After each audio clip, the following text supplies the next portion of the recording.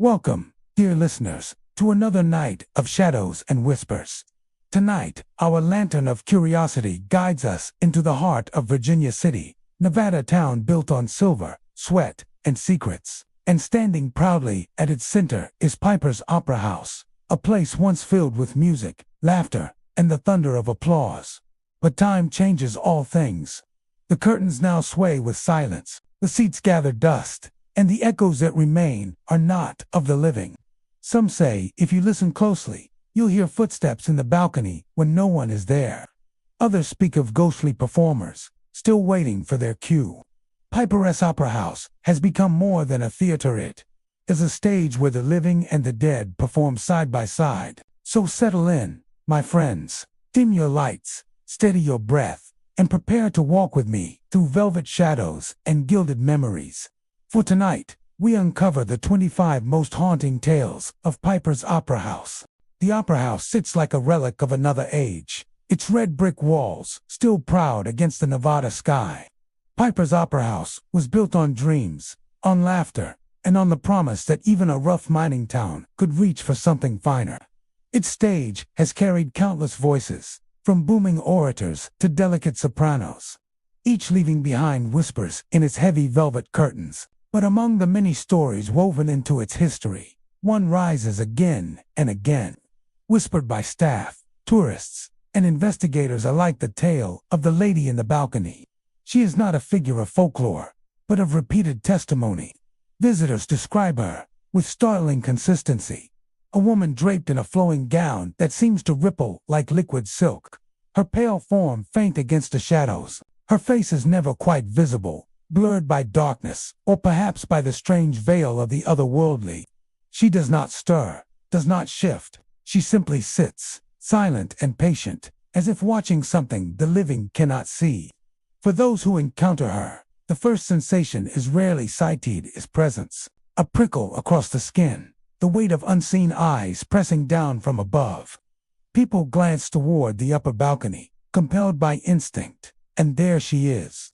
Some swear she lingers for several heartbeats, long enough for fear to rise like a tide.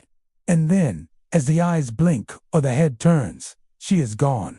No sound of footsteps, no rustle of fabric, only an empty seat beneath the dust and shadows. The story of her origin traces back to the 1890s, during a performance that should have been like any other. An actress, young and full of promise, collapsed mid-scene. Accounts vary. Some claim her chest seized with sudden illness, others whisper of poison or a broken heart. What all agree on is this: her final breaths echoed beneath the grand balcony. Her performance cut short before its crescendo, an unfinished life, a curtain that fell too soon. Since that night, countless witnesses have spoken of her return. Actors rehearsing late into the evening feel her eyes upon them, making the words catch in their throats. Tourists passing through for daytime tours pause suddenly, staring into the gloom above as though magnetized. Paranormal investigators who have braved the balcony find their equipment faltering, batteries drained in moments, devices flickering uselessly in their hands. Yet the cold, steady weight of her sorrow presses down on them, undeniable. Temperature drops are the most common phenomenon. Even on warm summer days, when the sun bakes to town and the walls radiate with heat, the balcony carries a chill. Guests who sit beneath her favorite spot describe the cold as unnatural, a deep sinking frost that clutches at the bones. Some call it grief made tangible, as if her mourning pours into the air around her. Others describe a strange heaviness in the chest, their breathing shortened, hearts racing without cause, as though they share the actress's final desperate moments. The most unsettling accounts, however, speak of sound. Disembodied sobs drift from the rafters, soft and mournful, rising and falling like echoes of a performance long finished. Visitors freeze when they hear it, straining their ears for the source, but no figure ever reveals itself. Staff members, hardened by years of keeping the building, admit in hushed voices that the crying has followed them even after leaving the theater, as if sorrow clings to those who dare listen. What is it she mourns? Some believe she longs for her lost role, trapped in the eternal loop of an unfinished act. Others think she seeks an audience, desperate for someone to acknowledge her presence and grant her the applause denied in life. A few suggest darker origins, whispering that she was betrayed by a rival and lingers now, not in sadness, but in rage, watching with silent fury from her perch. Whatever the truth, her persistence cannot be denied.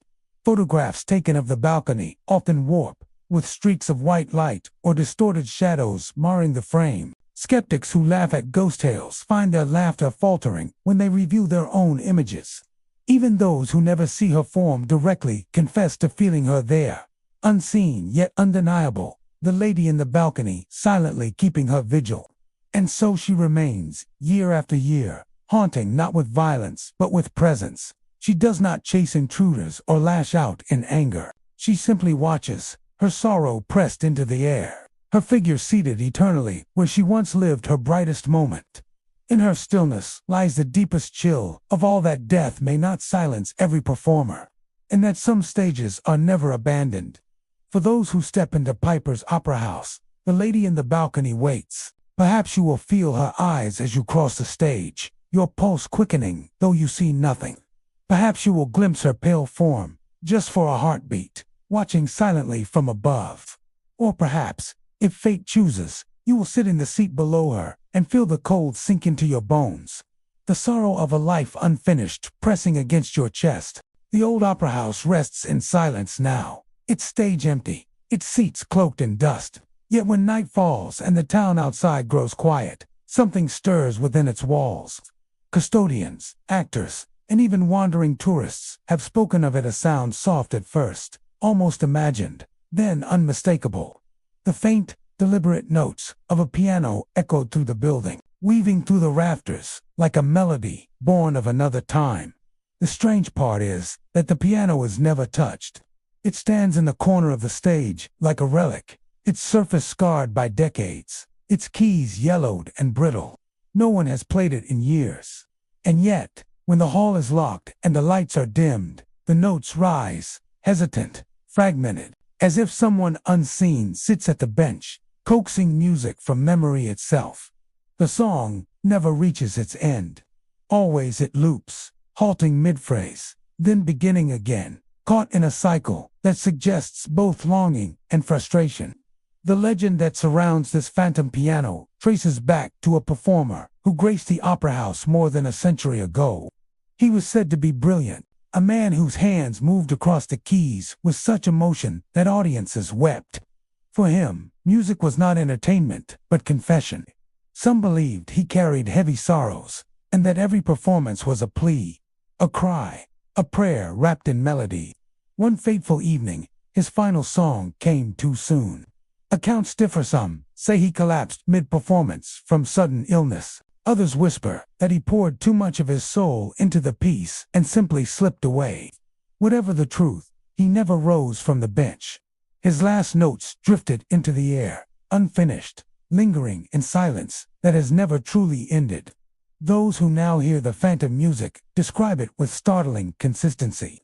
The sound is faint, but clear, neither muffled nor distorted, as though played by an unseen hand pressing real keys. The melody carries an uncanny beauty, haunting and fragile, each note ringing with melancholy. Yet the beauty is tinged with dread. Guests often confess that while they are moved to tears, the hairs along their necks stand straight, as if the song itself reaches into their bones. One custodian locking the building late at night swore the music followed him as he walked through the corridors. At first he thought a performer had stayed behind, sneaking in to practice. But when he opened the auditorium doors, the stage was empty, the piano untouched. The melody continued for several heartbeats before collapsing into silence, leaving him trembling in the darkness. He never returned to the opera house after that night. Another visitor, a tourist with no knowledge of the legend, described hearing the saddest lullaby I've ever known as she passed near the stage. She claimed she saw no one at the bench, but the keys moved faintly up and down, as though pressed by invisible fingers. Her account matched dozens of others before her, each telling of music without a musician, of sorrow without a source. Paranormal investigators who enter the opera house bring their recorders, eager to capture the phenomenon. Many succeed. Audio files reveal fragments of piano notes, eerie and incomplete, rising from nowhere in particular. More unsettling are the variations. Some recordings capture faint sighs between the bars of music, almost like the ghost of a breath exhaled by the unseen pianist. Others distort unexpectedly, the notes bending and warping, as though the energy of the building itself resists being confined to tape. Skeptics suggest the phenomenon might be caused by drafts, by creaking wood, or by the memory of sound echoing through aging walls. Yet the consistency of the melody, the recognizable bars of a song, defy such explanations. A draft cannot repeat the same series of notes. A building cannot loop the same haunting refrain. And too many witnesses, strangers to one another, have walked away with the same shiver down their spine, the same story lingering on their lips. The phantom piano is more than a curiosity, is a reminder. Within its notes lies the truth that art, once created, never dies. A song played with passion leaves an imprint on the air, on the walls, on the very soul of a place. Perhaps Piper's Opera House absorbed that final performance, holding it forever, replaying it when the night is quiet enough to listen. Or perhaps the pianist himself remains, his spirit bound to the keys, doomed to chase a completion he will never reach. Those who dare to sit in the auditorium after dark speak of the atmosphere changing when the music begins. The air grows heavy, the silence between notes suffocating. Some feel an invisible presence moving just beyond sight, as if someone sits on the stage with their back turned. The melody becomes not only sound but weight, pressing into the chest, leaving listeners shaken and unsettled long after it fades. There is no record of the pianist's name, no plaque to honor his art, but his legacy endures in every whisper of sound that drifts through the old opera house. Visitors come and go, performances rise and fall, but his music lingers like smoke, curling through time itself. His encore is endless, unfinished, repeating forever in a place where the living and the dead share the same stage. And so, the phantom piano continues its song. Some who hear it leave with tears in their eyes, touched by beauty they cannot explain. Others leave in terror, certain they've brushed against something not of this world. But whether seen as gift or curse, the truth is the same. The opera house lives, not in silence, but in melody. A melody born of tragedy, played by hands no longer flesh and blood, yet powerful enough to reach across the veil of death. If you ever find yourself alone in Piper's Opera House, listen closely. Let the silence settle. You may hear its soft notes drifting through the dark, looping endlessly, a fragment of a song that will never end. And when you do, remember, some performances outlast the performer, and some music is strong enough to echo long after the last audience has gone home. In the dim light of Piper's Opera House, every corner seems to hum with memory. Dusty curtains hang heavy with age, and the wooden stage, worn smooth by decades of performers, still seems to echo with applause. But behind the curtains, in the shadows of the wings, lies one of the most unsettling legends tied to this old theater, the story of the actor who never took his bow. The tale begins more than a century ago, when the opera house thrived with nightly performances. The stage glowed with oil lamps, the air thick with perfume, tobacco, smoke, and anticipation. Audiences filled every seat, eager to lose themselves in the spectacle. Among the performers was a young actor whose star was just beginning to rise. Though not yet famous beyond Virginia City, his charisma and voice captured the room every time he stepped into the light. He was said to have been destined for greatness, a man whose career could have reached far beyond this small desert town. But fate has little regard for promise. One evening, just before he was to make his entrance, the actor collapsed backstage. Some said it was an undiagnosed illness, others whispered of exhaustion or a broken heart. Whatever the cause, his breath faded in the dark behind the curtains, his final moment hidden from the audience who waited beyond. The play went on that night, but something had shifted. He had been rehearsing for a grand role, one that should have ended with him taking the stage's highest honor, bow beneath the applause. But instead, he was carried silently away, never to feel the warmth of the audience again. Since that night, Performers and stagehands have spoken of strange happenings in the wings. Shadows flit where no one stands, pacing back and forth as though someone waits for a cue. Stage lights flicker without explanation, dipping the theater in sudden darkness, before sparking back to life. Ropes tied to curtains and set sway as though pulled by hands that are no longer there. To the living, it seems as if the actor never left, still rehearsing, still waiting, still longing for the applause he was denied. Many actors who rehearse late into the evening speak of the same eerie sensation. The moment they step toward the wings, the air thickens. It feels as though someone else is there, watching, waiting for them to stumble. Some claim they hear faint footsteps pacing just out of sight, the sound of a man in boots moving back and forth across the creaking floorboards. Others tell of a whisper carried on the air, so close it could be mistaken for breath against their ear. The whispers themselves are divided, sometimes gentle, encouraging, as though the unseen actor wishes to help the living succeed where he no longer can. Other times, the voice is sharp, mocking, laced with bitterness. Actors have described hearing their own lines whispered back at them from the darkness, their words repeated with a cruel edge. For some, it feels like mentorship from beyond. For others, it is sabotage, the restless spirit twisting their confidence with unseen malice. One actress, rehearsing alone after midnight, swore she felt a hand brush against her shoulder as she stood near the wings. Startled, she turned, but the space was empty. A moment later, a man's voice whispered her line back to her perfectly, as if reminding her of the words she'd forgotten in her panic. Terrified, she fled the stage and never performed at Piper's Opera House again. Another story comes from a stagehand who insisted he saw a figure standing just behind the curtains, a tall man, his posture confident, dressed in clothes far older than the time. The figure seemed to wait for a signal, as though about to stride onto the stage. But when the stagehand called out, the man dissolved into shadow, leaving only the sway of the curtain ropes as proof that something had been there. Paranormal investigators who've studied the opera house often set their equipment in the wings, knowing the energy there is strongest.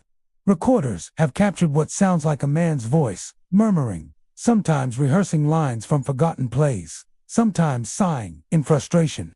Cold spots appear suddenly, so sharp they leave clouds of visible breath in the air. One investigator claimed she saw the faint outline of a man's face in the darkness behind the curtain, watching her with eyes full of longing. The legend of the actor who never took his bow carries a sorrowful weight. Unlike other hauntings, where spirits lash out in anger or repeat their tragedies, this one seems fueled by longing for recognition, for applause. For the final moment he was robbed of. The theater is a place where performance and presence matter most, and for this actor, his last performance ended before it began. His audience never saw him.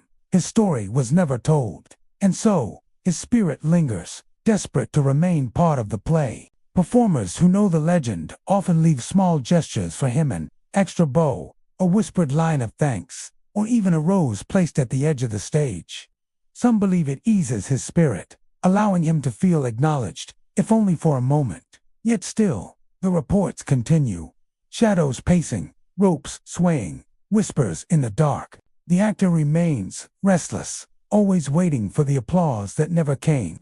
To this day, no one dares stand alone in the wings for long. The silence there feels different, heavy, charged, as if someone unseen is sharing the space. The air itself seems to carry expectation, like the pause just before the curtain rises. Those who linger too long say they can feel eyes upon them, unseen but piercing, waiting for them to step forward and finish the performance that was left undone. The stage belongs to the living, but the wings, it seems, belong to him. And until the night comes when he is finally granted his bow, the actor will remain in the shadows, watching, whispering, waiting forever in the dark. Virginia City was built on silver. Its lifeblood flowed from the mines carved deep beneath the desert hills, where men worked by the flicker of lantern light, lungs choked with dust, and hands scarred by stone and steel. Those mines gave riches to the town above, but they also demanded payment in blood. Collapses, cave-ins, and sudden blasts stole lives in an instant, leaving widows at home and empty seats at taverns. The miners worked hard, drank harder, and sought brief moments of escape wherever they could find them. One such refuge was Piper's Opera House. Here, under the glow of gaslight, the miners shed their burdens for a night. They filled the seats with laughter, boots stomping in rhythm to the music, rough hands clapping for traveling actors and singers who dared to entertain a town carved from rock and ambition. In those moments, the hardships of the mine melted away, and the opera house became more than a theater. It was a sanctuary. But for some, it became their final resting place in spirit. For countless miners never made it home. A missed step on a slick ladder, a faulty beam cracking in the dark, or an explosion that came too soon. All these tragedies sent men to early graves. Their bodies were buried beneath the weight of the earth, but their spirits, some say, drifted upward, clinging not to the shafts where they perished, but to the opera house where they had last known joy. Today, visitors to Piper's Opera House often report strange sensations that speak of those restless souls. One of the most chilling is the sudden scent of earthic, damp, and unmistakable wafting through the air inside the theater. There is no soil in the auditorium, no open ground beneath the polished wooden floor. Yet guests swear the smell of freshly broken rock fills their nostrils as if they stand in the tunnels of the Comstock mines themselves. Then there are the footsteps. Heavy boots, deliberate and slow, echo across the stage when no one is there. Stagehands have rushed to investigate, convinced a trespasser had slipped inside, yet the curtains reveal nothing but emptiness. Some claim the sounds are so vivid that dust stirs from the boards, shaken by phantom steps. Others say the footsteps sometimes pause near the front rows, as though unseen miners take a seat, waiting for the entertainment to begin. Indeed, the seats themselves often groan and creak, indenting slightly as if bodies are shifting within them. Entire rows have been reported as trembling subtly, the wood bending to the weight of invisible men. Performers who stand on stage during rehearsals describe feeling the air change as if unseen eyes are fixed on them. The presence of an audience filling the room, though every chair stands visibly empty. Paranormal investigators have sought to capture these disturbances, and many have left with chilling evidence. Recordings often reveal guttural voices, low and gravelly, muttering words no one can fully understand. Some say the sounds are fragments of conversations, miners grumbling about their shifts, cursing under their breath, or calling out warnings from beyond. The voices echo with exhaustion, layered with the bitterness of men who gave their lives to the earth. One recording, made during an overnight investigation, captured what sounded like rhythmic hammering echoing faintly in the distance. A moment later, a deep voice whispered a single word, "Down." The group present swore no one among them had spoken, and the word chilled them with its ambiguity. Was it a warning of danger below, or a summons from beneath the ground? Actors, too, have their stories. One performer, preparing for a play, described hearing whispers rise from the darkened seats. At first he thought it was the crew, but the words were muffled, rough, and carried the cadence of working men. When he stepped closer to the stage's edge, the whispers stopped abruptly, leaving only silence. Another actress, alone in the dressing room, heard what she described as the sound of pickaxes striking stone, faint but unmistakable, echoing from nowhere. Not all encounters are frightening. Some guests describe a sense of companionship, as though the miners' spirits are not there to harm, but to relive the nights of joy they once cherished. A family who toured the opera house claimed their young son began waving at the balcony and whispering, "The men are watching." When asked who he meant, he simply said, "The men from the dirt." The boy's parents saw nothing, but they reported a sudden heaviness in the air and the faint scent of soil rising around them. Yet for others, the presence of the miners feels oppressive. Late at night, when the opera house sits in silence, caretakers have spoken of feeling watched, the weight of unseen stares pressing into their backs. Some have even fled the building after hearing deep breaths in the empty aisles, the sound of men inhaling the dust of tunnels that no longer exist.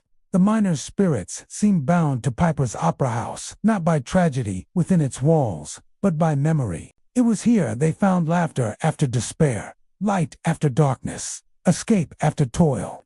It was here they cheered, stomped their boots, and lost themselves in a world far removed from the minds. Though their bodies were claimed by the earth, their energy clings to the place where they felt most alive. Piper's Opera House remains a monument to Virginia City's golden age, but it is also a vessel for its ghosts. Beneath the applause that once filled its rafters lies another sound. Softer but enduring, the shuffle of boots, the creak of unseen seats, the grumble of men who still linger. The miners are gone, yet not forgotten. Their laughter, their weariness, their voices remain, etched into the wood and the air, refusing to be silenced. And so, when visitors step inside, they may find themselves in the company of more than history. They may sit beside the restless spirits of miners who never returned to the earth they labored in. Spirits who still gather, still watch, still wait for the curtain to rise, and for the opera house to fill once more with life. On quiet nights, when the streets of Virginia City sleep beneath the hush of desert winds, Piper's Opera House stands as a silent sentinel. Its history clings to every wall, every beam, every floorboard polished by decades of footsteps. Yet, on rare occasions, when the moonlight pours through its high windows and spills across the ballroom floor, something extraordinary stirs within. Witnesses speak of it with hushed awe, their voices trembling as they recall the vision. A shadow forms first, faint and formless, then stretches into the delicate outline of a woman. She emerges slowly, her gown glimmering faintly, as though woven of smoke and memory. Arms poised, she twirls with elegance, gliding across the empty ballroom as though the echoes of a forgotten orchestra still guide her steps. They call her the dancing apparition. To see her, they say, is to witness beauty and sorrow entwined. Her skirts trail like mist, billowing with each spin. Her face remains blurred, soft and indistinct, yet her movements hold such grace that even the skeptical find themselves transfixed. She dances not for the living, but for the memory of music long silenced. And though her figure is translucent, there is no mistaking her presence. The air shifts around her, heavy yet delicate, and those who watch are left with gooseflesh rippling across their skin. The legend of the apparition dates back to the late 1800s, when Piper's Opera House hosted grand galas that drew miners, merchants, and travelers into a single shimmering crowd. The ballroom was alive with chandeliers, polished shoes, and laughter echoing against gilded walls. Among those who attended was a young woman known for her love of dancing. She was said to have danced until her feet ached, whirling through every song with radiant joy. But her final evening was cut short. Struck suddenly by illness, she collapsed before the last waltz ended. By dawn, she was gone. Some whisper that her spirit was tethered to the joy of that unfinished night, bound to the dance she never completed. While her body rests in the earth, her spirit still glides across the ballroom floor, repeating the movements she loved most.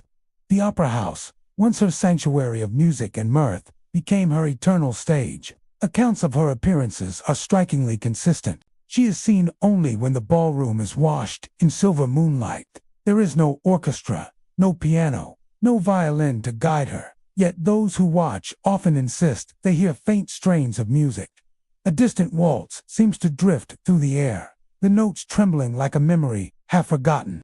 It is never loud, never distinct, but always there just enough to set the rhythm of her ghostly steps. For some, the experience is breathtaking. Guests describe the sight as ethereal, even beautiful, a glimpse into another world. They feel a kind of peace wash over them, as though the apparition's devotion to her dance transcends death itself. Yet beneath the beauty lies an undercurrent of sorrow. Viewers often leave with an ache in their hearts, unable to explain why tears prick their eyes. Perhaps it is the loneliness of her endless waltz, or the knowledge that she dances forever, unseen by the partner she once sought. Not all encounters are gentle. One caretaker, locking up late, entered the ballroom to find her twirling across the floor. At first, he was entranced, his breath caught in his throat, but as he watched, the air grew unbearably cold, his chest heavy as though grief itself had descended upon him. When he finally forced himself to move, the apparition spun faster and faster, her blurred face lifting toward him. Though her lips never parted, he swore he heard a sob echo in his ears. He fled the room, heart pounding, and refused to set foot in the opera house again. Paranormal investigators have tried to capture her on film. Cameras set to record the ballroom overnight sometimes catch flickers of movements, streaks of light tracing arcs across the floor, shadows swirling with no source. Audio recorders occasionally capture faint melodies, fragile and incomplete, resembling the strains of a violin or the soft chords of a piano. In one recording, the investigators reported hearing the faint rustle of fabric, as though skirts brushed against the floorboards. Skeptics argue that these sightings are tricks of light, reflections of the moon, creating illusions across the polished floor. The human mind, they say, is prone to conjure patterns in the dark, especially in a place steeped in legend. Yet even skeptics admit there is something strange about the consistency of the reports. Too many witnesses, strangers to one another, have spoken of the same details. The flowing gown, the blurred face, the endless waltz. The apparition never acknowledges the living. She does not pause to look at those who watch her. She neither beckons nor flees. She simply dances, her motions flawless, her presence otherworldly. And when the moonlight shifts, when a cloud passes or the hour grows late, she fades slowly, dissolving back into the stillness of the empty ballroom. Those who have seen her often speak of the lingering effect she leaves behind. The air remains colder, the silence heavier, as though the room itself remembers her movements. Some describe feeling hollow afterward, a strange sadness settling over them, as if they too had lost something precious, something just out of reach, carried away by time. The dancing apparition of Piper's Opera House is not a spirit of malice or terror. She does not lash out or seek vengeance. Instead, she embodies a different kind of haunting, the echo of joy cut short, the beauty of a moment that time refused to release. Her endless waltz reminds those who see her that life is fleeting, that joy and sorrow are intertwined, and that sometimes the things we love most tether us long after we are gone. And so, the legend endures. On moonlit nights, when the opera house lies silent, the ballroom may yet come alive again. A woman in a gown may glide across its floor, skirts trailing mist, arms poised in graceful arcs.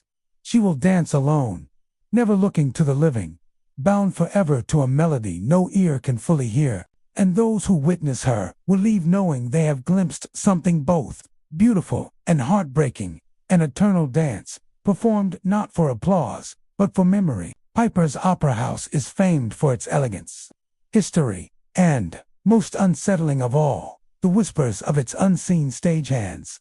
Long after the crowds have gone and the curtains have fallen, the theater seems alive with a quiet, persistent activity. Visitors often report hearing hushed voices drifting from the catwalks above the stage, faint but distinct, as if someone is passing urgent instructions from the shadows. The air seems charged with movement. Ropes sway gently without reason. Pulleys creak as though weighted by unseen hands, and the faint sound of shuffling boots echoes across the empty stage. These phenomena are so precise and consistent that they are difficult to dismiss as imagination or the natural settling of an old building. Equipment rattles when untouched, and the voices are rarely random. They have the cadence, urgency, and structure of professional instructions.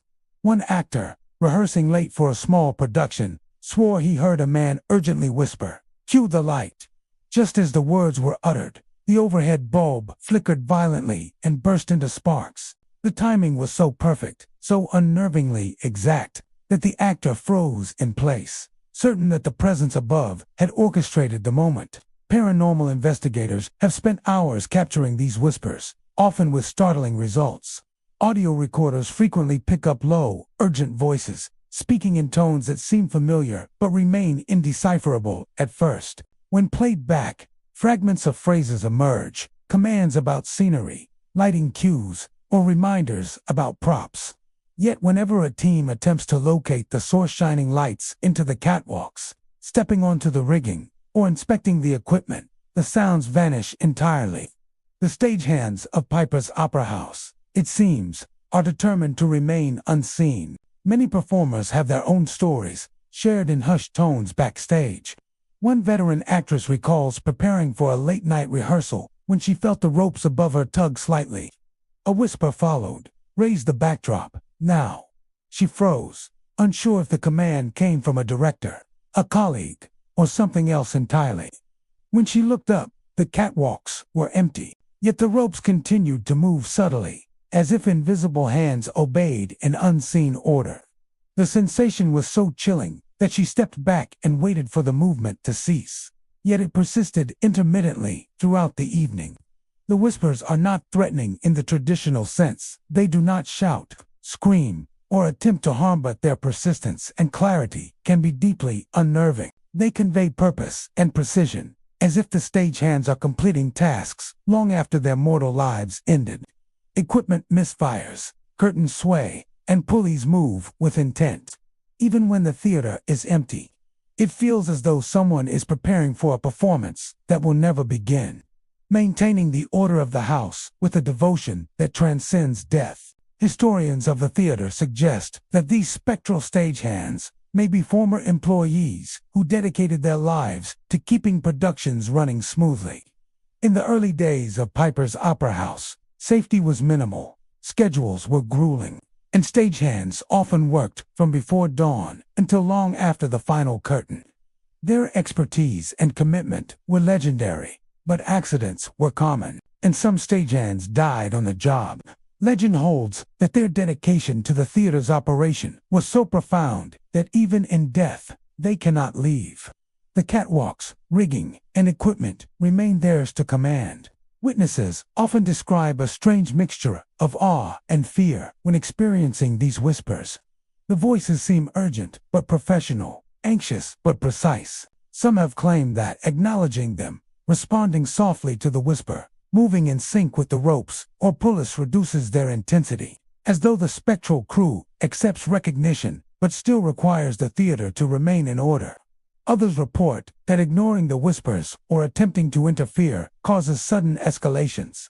A rope drops unexpectedly, a curtain swings wide, or a prop falls, reinforcing the notion that the stagehands demand respect. The persistence of these phenomena has cemented the whispering stagehands as one of Piper's Opera House's most famous hauntings. Unlike shadows or apparitions that appear briefly, these whispers are a constant, subtle reminder of the building's history and the people who gave their lives to it. They embody diligence, vigilance, and the obsessive care that made the theater legendary.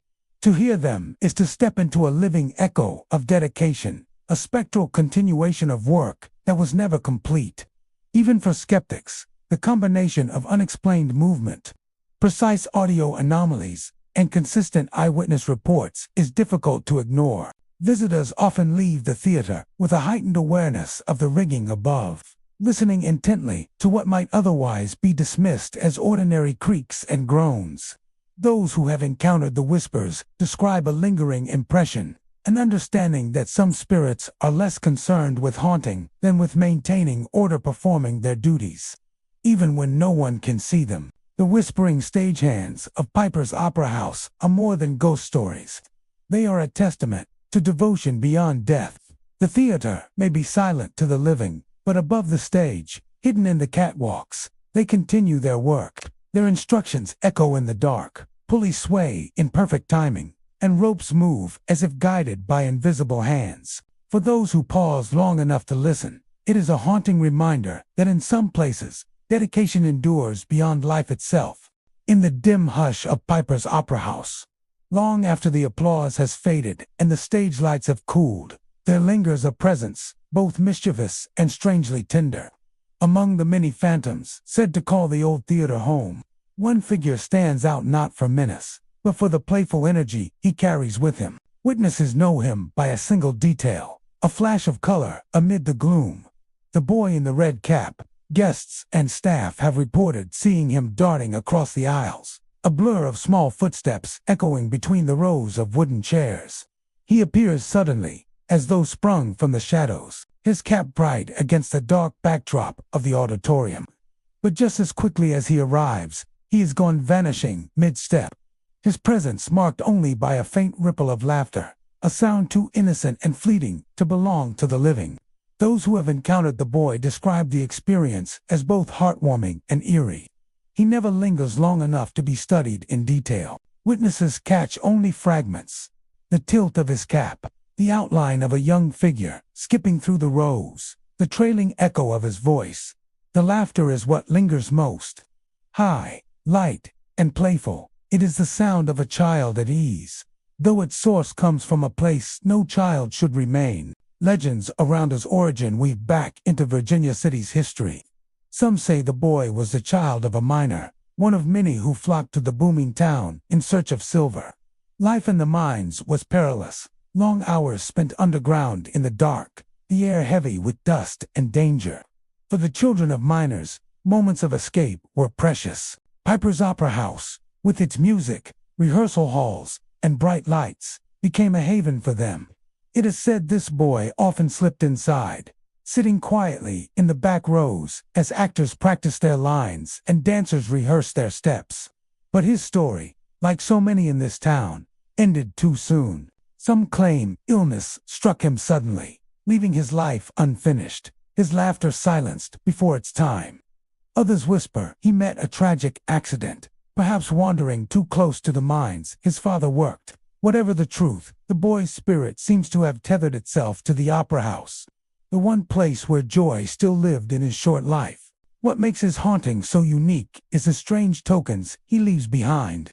Guests who see him often discover small objects resting on their seats afterward. A tarnished coin, a pencil, a piece of candy, or even a crumpled candy wrapper, humble items, but always unexpected. To some, these are offerings, gifts from a child who never grew up. To others, they are playful tricks, tokens dropped by a spirit who delights in surprising the living. Paranormal investigators who have studied the opera house believe the boy's presence is one of the most active. Thermal cameras have captured fleeting flashes of heat, darting across the aisles like a child at play. Audio recorders pick up laughter when the building is otherwise silent, the sound sharp and clear enough to chill even seasoned researchers. One investigator describes setting down a notebook on a chair, only to return moments later and find a penny balanced carefully on top of it. No one else was in the room.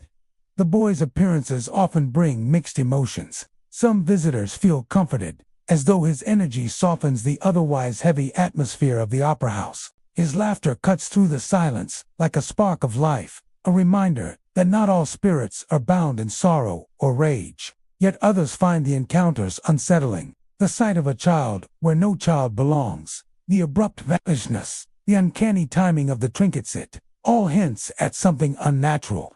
A life that should have passed on but instead lingers, incomplete. There are stories of actors rehearsing alone, hearing the patter of small footsteps racing behind them.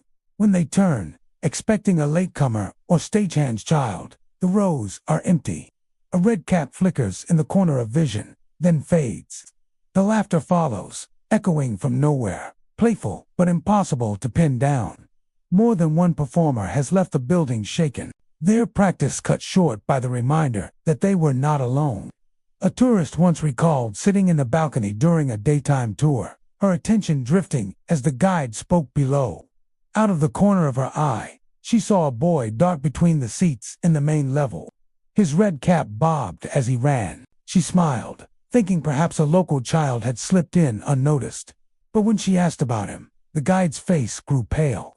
"There are no children here," they said. Later, when she returned to her seat, she found a small, folded candy wrapper, neatly placed on the chair beside her. The boy in the red cap embodies something rare among hauntings: innocence. He does not menace the living or seek to frighten. Instead, he seems to revel in the same joy he once knew, weaving himself into the rhythms of the opera house, like a child sneaking into a playground after dark. Yet his very presence is haunting for what it suggests: a life cut short, a spirit unwilling or unable to move on, clinging to laughter in a place where it once rang free. Perhaps that is why his legend endures. In a building filled with tales of sorrow, loss, and restless spirits, the boy in the red cap is both lighter and more poignant. He is the reminder of what the opera house once was: a place of escape, of delight, of possibility. His laughter may echo through the aisles, but beneath it lies a whisper of tragedy, the sound of joy preserved, because it could not grow into anything more. And so, when the opera house is quiet, when the seats are empty, and the stage stands still, listen carefully. You may hear it, a burst of laughter, carried through the dark, the quick patter of feet, and perhaps, when you return to your chair, a coin or wrapper waiting for you, a child's offering, a playful gift from the boy in the red cap, forever running between the rows of chairs. The dressing rooms of Piper's Opera House hold the quiet echoes of countless performances. Powder still clings to the corners of cracked tables, and faded costumes hang like forgotten skins. But among these relics of the stage, there is one object that actors and staff alike approach with dread: the oldest mirror in the opera house. It is tall and heavy, its gilded frame tarnished with time, the glass cloudy with age. Yet when one stands before it, the reflection stares back with startling clarity. Too much clarity, some say, for those who linger too long before the mirror. Something begins to shift. Their reflection no longer follows as it should. The eyes seem to move a second slower, the head tilts at an odd angle. And sometimes there are faces in the glass that don't belong to anyone in the room. Actors throughout the years have whispered about pale strangers appearing behind them, silent and watchful. Some describe gaunt figures standing in the corners of the reflected room, their features half-formed as though pressed against a veil. Others tell of shadows that move when the viewer stands still, gliding across the surface of the glass in defiance of natural law. For performers preparing to step into the light, such encounters leave the heart racing and the mind fractured. One of the most enduring stories comes from an actress in the early 1900s. She had been costumed and painted, ready to deliver the role that might have made her career. Before stepping on stage, she paused before the mirror, adjusting her hair. But as she turned away, she saw her reflection linger smiling long after her own face had gone still. The sight shattered her composure. She fled the opera house mid-performance, refusing ever to return. Some say she left the city altogether. Her career ended that night, undone not by critics or rivals, but by the grin of something trapped behind glass. The mirror's reputation only grew darker as the decades passed. Stagehands reported feeling cold drafts curling around them while they brushed against its frame. Visitors claimed that standing before it too long creates an almost magnetic pull, as if the glass itself hungers for attention, willing you to step closer, closer still, until the boundaries between the living and the reflected blur. Staff today rarely allow the mirror to stand exposed. More often than not, it is draped in a heavy cloth, its surface smothered beneath folds of fabric. But even covered, the presence of the mirror unsettles. People entering the dressing room have spoken of hearing faint tapping, like fingernails against glass, coming from beneath the cloth. Others claim the fabric shifts slightly, bulging as though pressed from within. That the glass is more than just a surface, that it holds something watching, waiting, patient. Paranormal investigators who have studied the dressing room report unexplained equipment malfunctions near the mirror. Cameras refuse to focus, batteries drain in seconds, and in some rare cases, footage plays back images no one recalls being present. A hand brushing a shoulder where no one stood, a face peering out from the reflection when the room was otherwise empty. Skeptics argue that old mirrors can play tricks on the mind. Warped glass, they say, bends reflections, making movements appear delayed or strange. Dust and corrosion create shadows, which the imagination twists into faces. But those who have stared into this particular mirror disagree. Too many stories repeat the same unsettling details: the lingering smiles, the pale strangers, the reflections moving on their own. It is too consistent, too deliberate, to be dismissed as chance. Some believe the mirror absorbed the emotions of generations of performers, the anxiety, the pride, the vanity, the fear of failure, that such intensity, night after night, seeped into the glass until it became more than a mirror. Others claim it is a doorway, thin and fragile, a surface where the worlds of the living and the dead overlap. The pale figures seen within are not tricks of the eye. but those caught on the other side, pressing against the barrier, desperate to be seen. And then there are darker theories. Some whisper that the mirror does not simply reflect it, takes that those who gaze into it for too long leave something behind, a trace of their energy, a fragment of their soul, absorbed into the glass. Over decades, those fragments may have fused into the strange, half-formed figures that now appear, not visitors from elsewhere, but remnants of the very actors and staff who once stood before it, their essence swallowed piece by piece until only an echo remained. Whatever the truth, the dressing room mirror has earned its reputation as one of the most haunted artifacts in Piper's Opera House.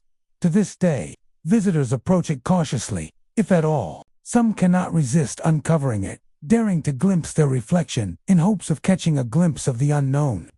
Others refuse even to enter the room, unwilling to risk the chance of seeing something that should not be there.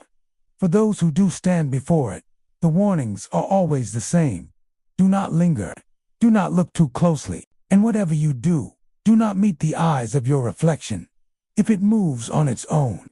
Because once it has your attention, once it knows you are watching, the mirror may decide it isn't finished with you. The air inside Piper's Opera House carries with it a weight of history. Dust clings to the rafters, and wooden beams breathe out the faint musk of age. Yet, every so often, when the building is silent and still, the air changes.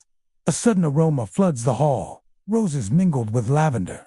So strong it feels as though someone has just walked past, trailing fragrance in her wake. Patrons describe it as suffocatingly sweet, a perfume too heavy for an empty room.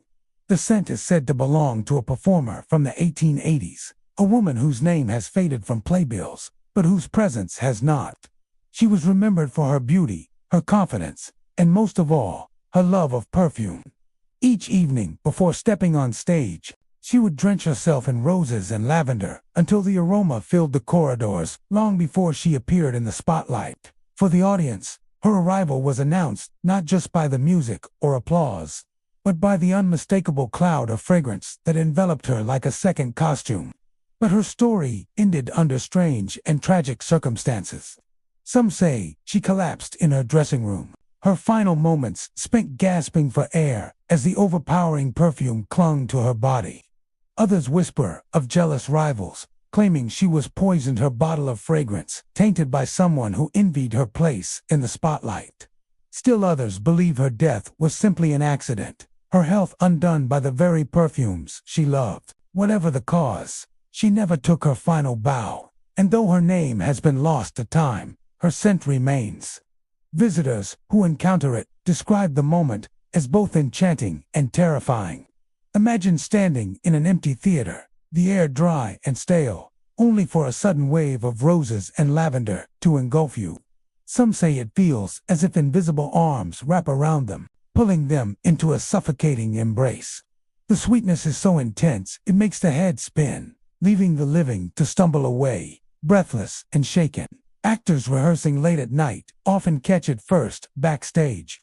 The faintest trace of perfume drifts through the wings, growing stronger until it seems to press down on them, filling their lungs. One actress reported that the fragrance was so strong she turned around, convinced someone was standing just behind her.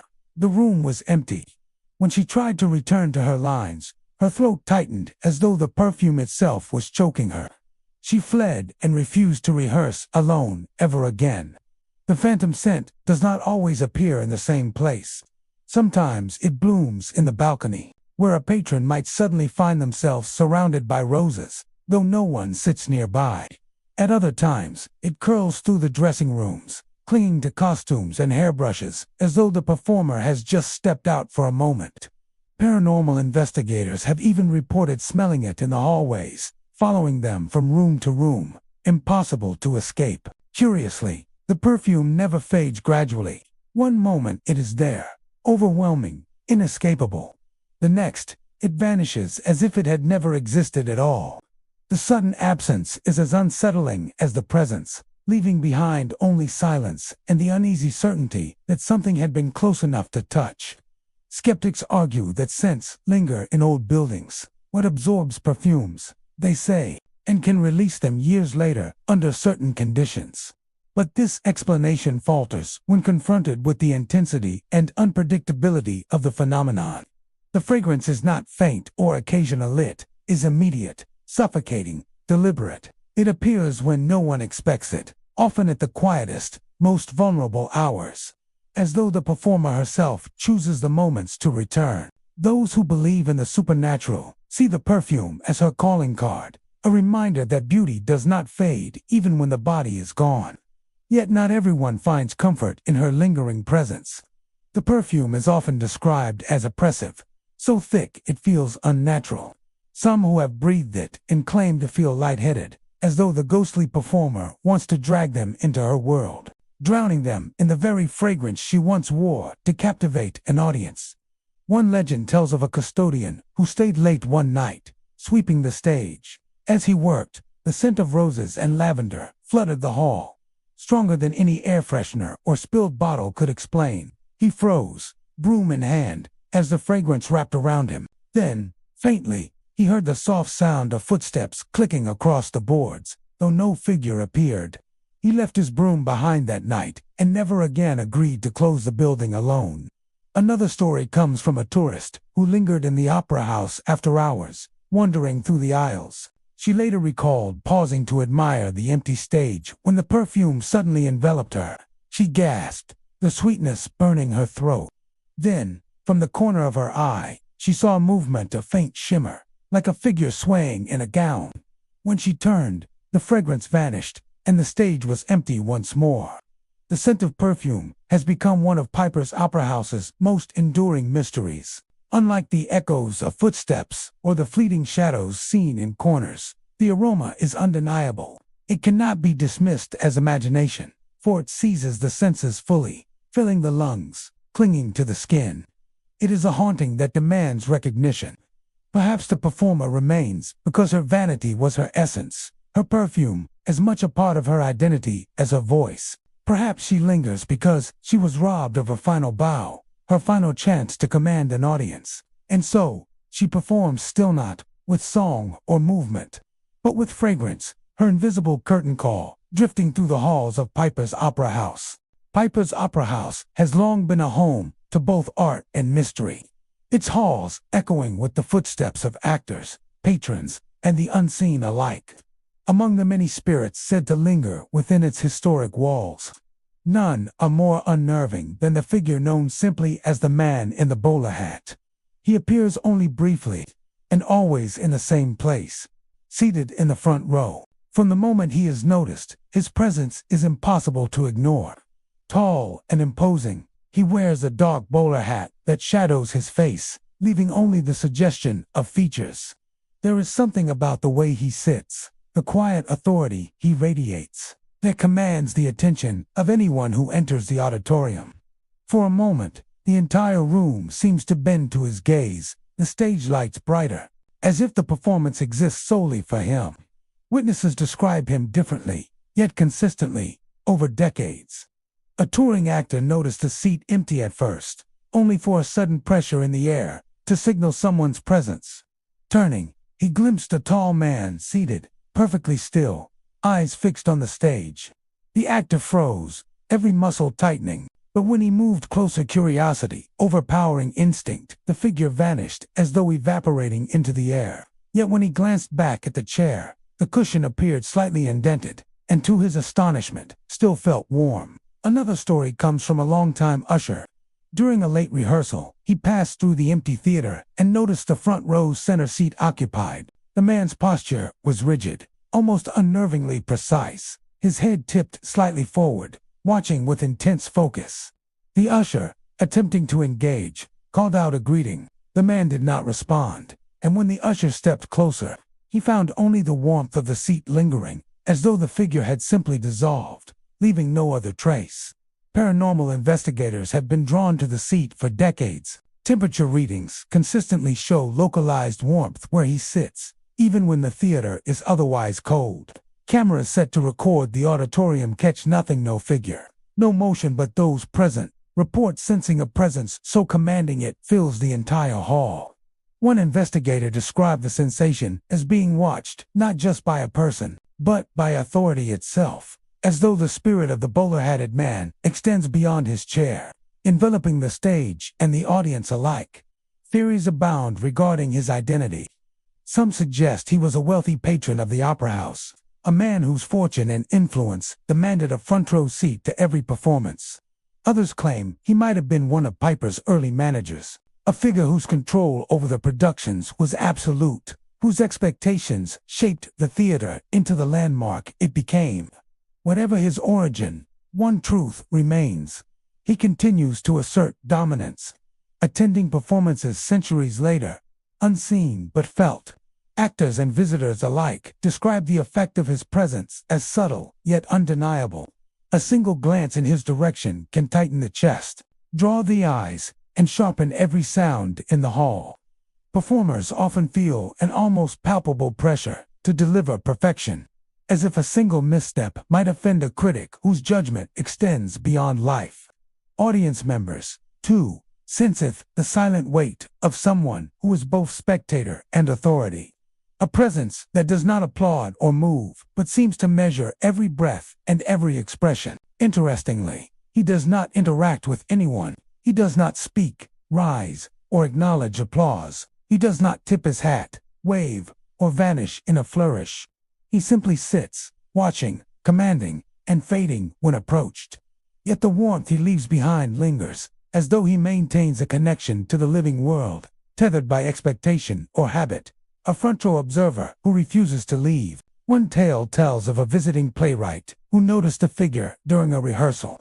The man in the bowler hat appeared for only a few moments, yet the playwright felt paralyzed. Every line he read weighed with consequence. When he dared to look directly at the seat, the figure was gone, but the chair retained warmth and a faint, almost imperceptible pressure, as though insisting on his attention. The playwright left the theater that night, unnerved and certain that he had experienced something beyond natural explanation.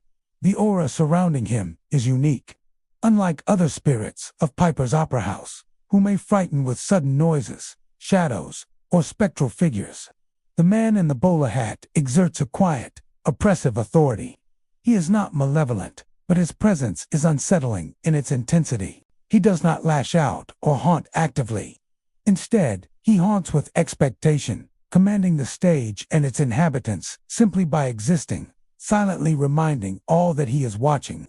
Many who have studied Piper's opera house suggest that his attachment may stem from unfinished business, a desire to witness performances long after his earthly life ended, or perhaps a lingering sense of duty to the theater he once influenced. Others believe he remains bound to the front row seat as a kind of eternal vigilance, a sentinel over the artistry and tradition of the opera house.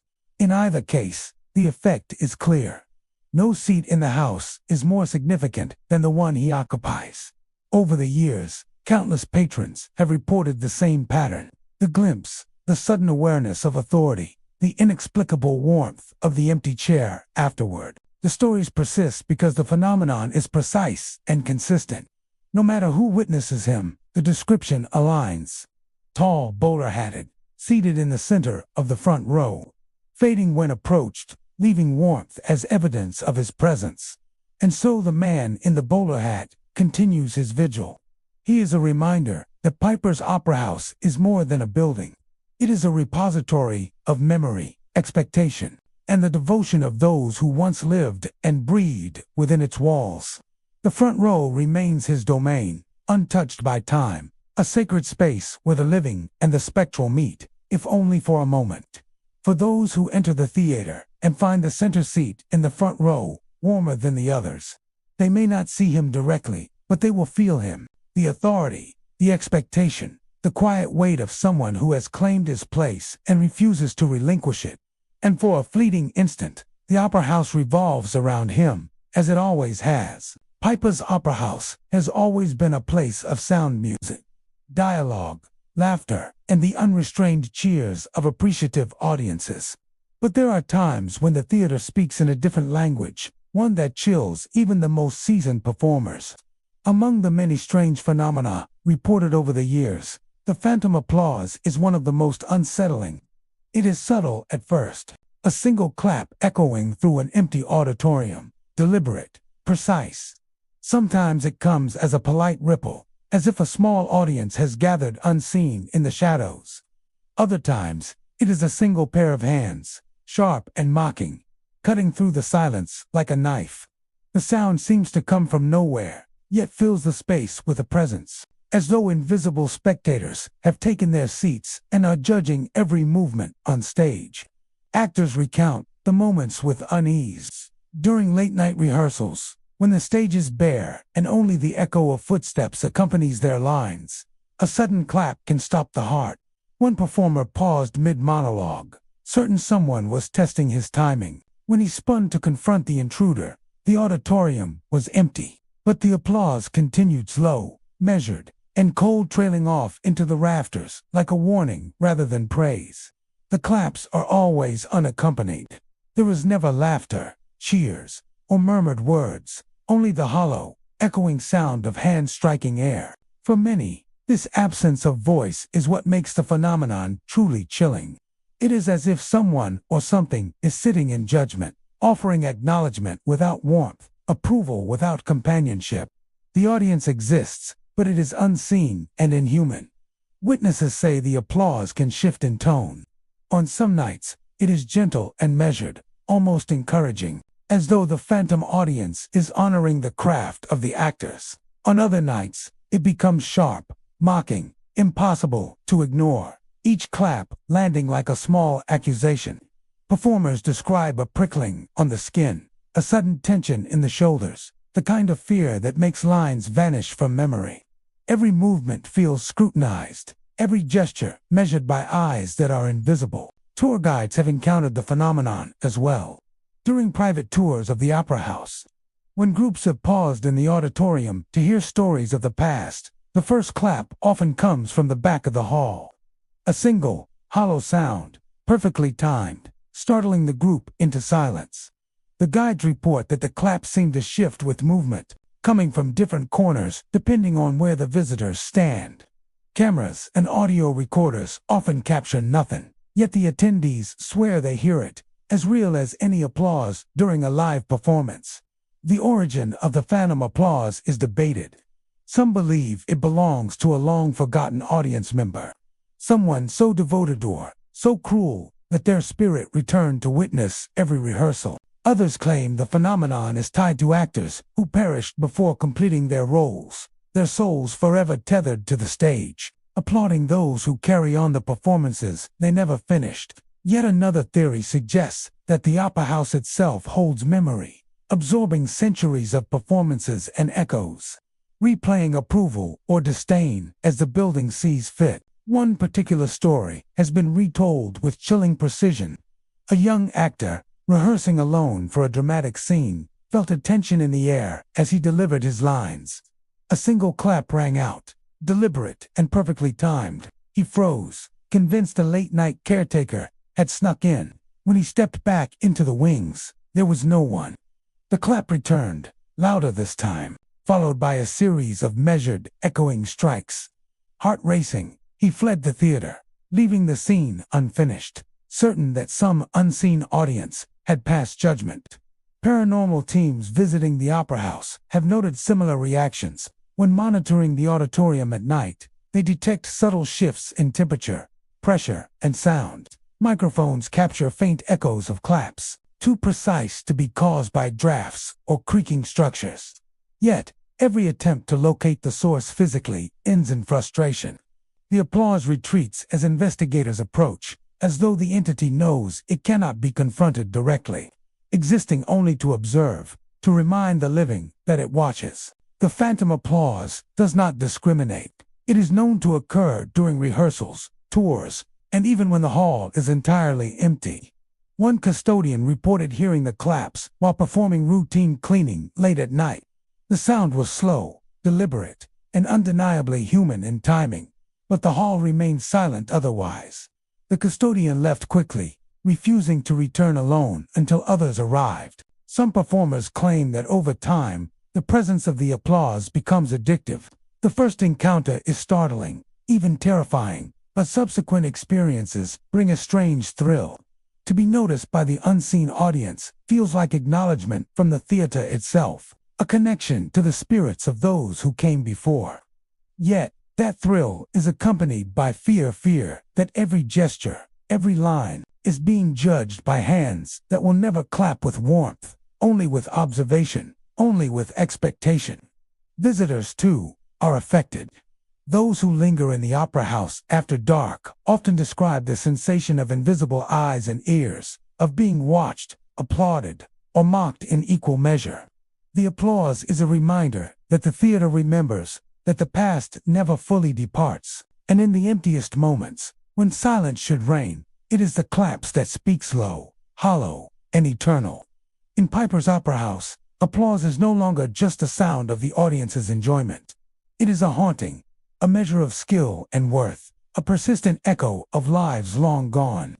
Every clap carries the weight of judgment, every ripple the reminder that the stage is never truly empty.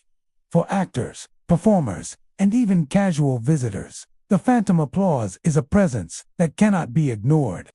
A ghostly audience that waits in darkness, hands raised, forever striking against the silence. The stairwells of Piper's Opera House have always been places of shadow and echo. Narrow corridors where footsteps bounce against wooden panels and distant voices carry in strange, unpredictable ways. By day, they are simply passageways, forgotten in the bustle of rehearsals and performances. But by night, when the last light fades and silence dominates, the stairwells take on a life of their own. Among the many tales whispered by staff and visitors, one sound is most chilling: the crying of a child. It begins subtly, almost imperceptibly, a soft whimpering drifting from somewhere above or below, impossible to pinpoint. Staff first hear it as a background noise, a sound barely louder than the creak of old wood. But as the night deepens, the cries grow louder, more insistent. The sound is unmistakable, the wail of a child, small and fragile, aching with despair. It rises and falls in a rhythm so heartbreakingly natural that listeners cannot help but stop in their tracks, listening in frozen silence. Those who investigate the sound often find nothing. The stairwell is empty. The air is cold, unnaturally so, and carries the faint scent of smoke or damp wood.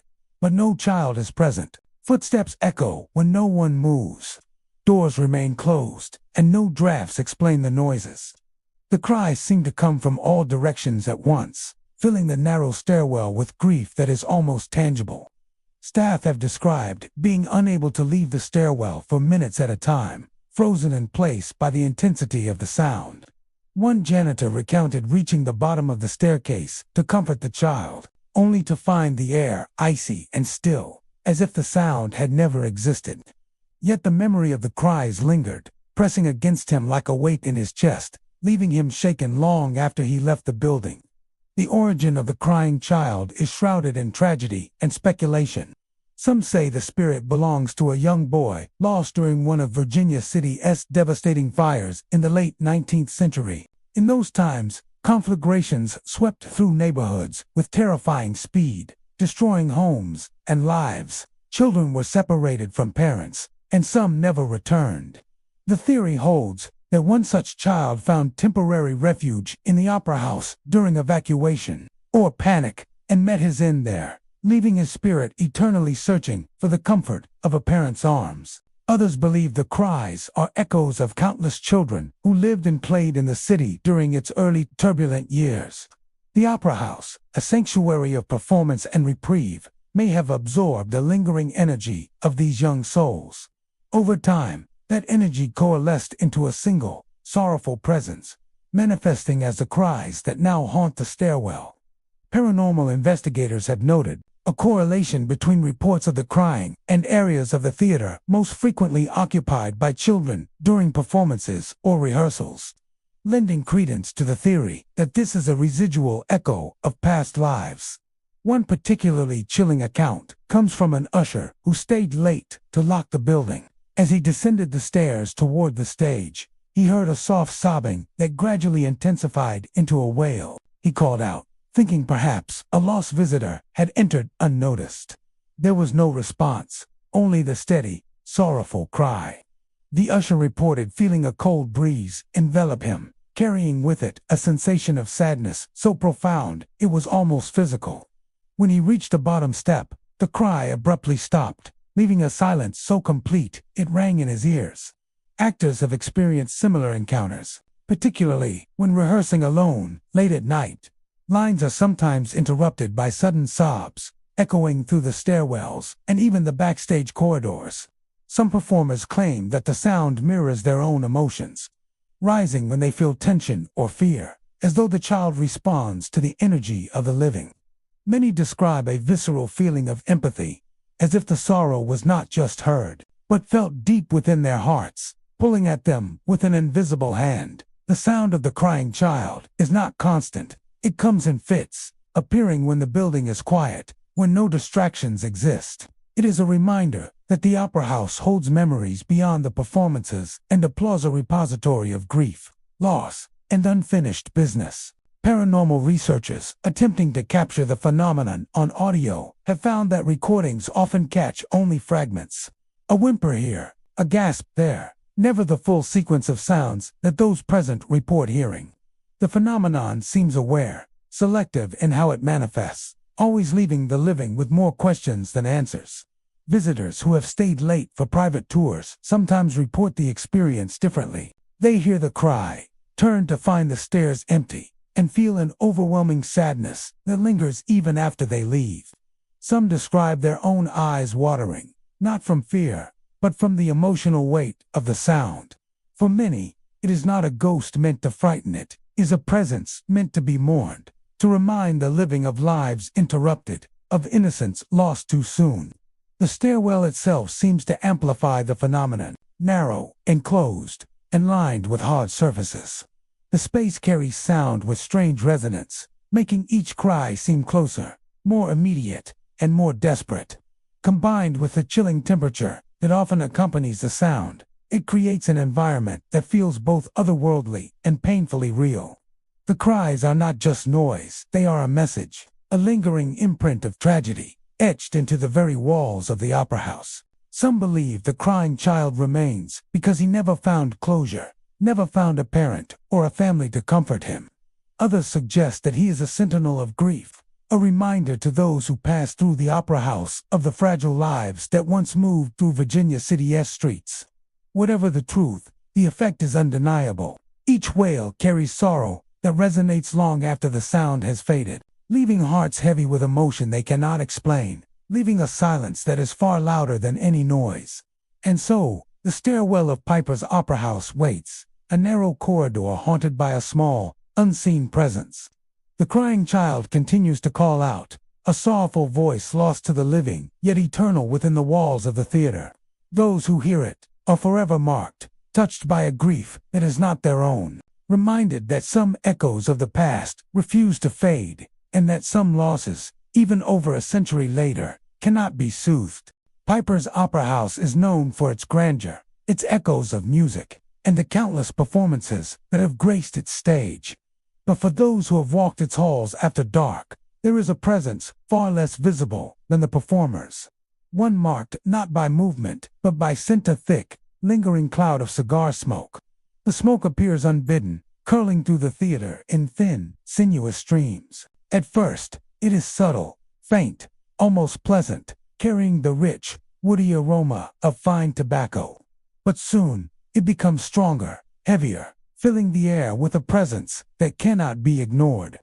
And often, accompanying the scent, witnesses report a shadowy figure lingering near the entrance, a man whose outline is visible only against the dim glow of hallway lamps. He stands as if savoring the moment, puffing slowly, letting the smoke drift upward and vanish into the rafters. The legend surrounding him is tied to tragedy and devotion alike. It is said that he was a businessman in the early 1900s, a frequent patron of the opera house. Unlike other guests, he arrived early, settling near the entrance to watch performances without distraction. He carried a cigar with him wherever he went, a habit that became part of his identity. One fateful evening, during a particularly ambitious production, the man suffered a sudden heart attack. He collapsed near the doorway, mid-show, leaving behind his coat, hat, and the lingering scent of tobacco. By the time help arrived, he was gone, his life extinguished, but his love for the theater intact. Since that night, visitors and staff have reported the unmistakable smell of cigar smoke, though no one has smoked in the Opera House for decades.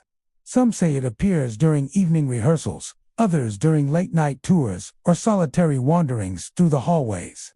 The scent is almost palpable, winding through corridors, brushing against costumes, and slipping into the wings. Paranormal investigators have documented the smoke, noting that it behaves unusually. It moves as though guided by an unseen hand, circling areas where the figure is most often reported, then fading suddenly when approached. Witnesses rarely see him fully. Often, only a shadow is glimpsed, a tall man with a broad frame, lingering by the doorway or drifting toward the back of the auditorium. He does not speak, does not move beyond the rhythm of the smoke, and vanishes completely when confronted. Yet those who encounter him speak of feeling his attention, as though the man is watching not just the performance, but everyone who enters, ensuring they respect the space he once loved. One stagehand recalled arriving early to prepare for a rehearsal. As he stepped into the main hallway near the entrance, he noticed a dense plume of cigar smoke curling along the floor. He froze, expecting another employee, only to see the shadow of a man leaning against the wall, motionless. He held his breath, and in that moment, the shadow seemed to inhale and exhale with him. When he moved closer, the figure disappeared, leaving only the lingering aroma behind, strong and unmistakable. Another account comes from a touring actor who arrived late for a performance. As he walked past the main entrance, he caught the faintest wisp of smoke brushing his cheek. The theater was empty. No one else was there. Then he saw the shadow slightly hunched, cigar in hand, watching as if the show had begun just for him. The actor's skin prickled, the air around him thickening with the scent of tobacco, and he hurried to the stage, glancing back only to see nothing, the smoke vanishing as if it had never existed. The phenomenon is not always malevolent, but it carries weight. The smoking man does not harm, does not frighten with sudden movement or malicious intent. Instead, he imposes presence, a reminder that someone still claims the theater, a guardian of tradition and routine who refuses to miss a single act.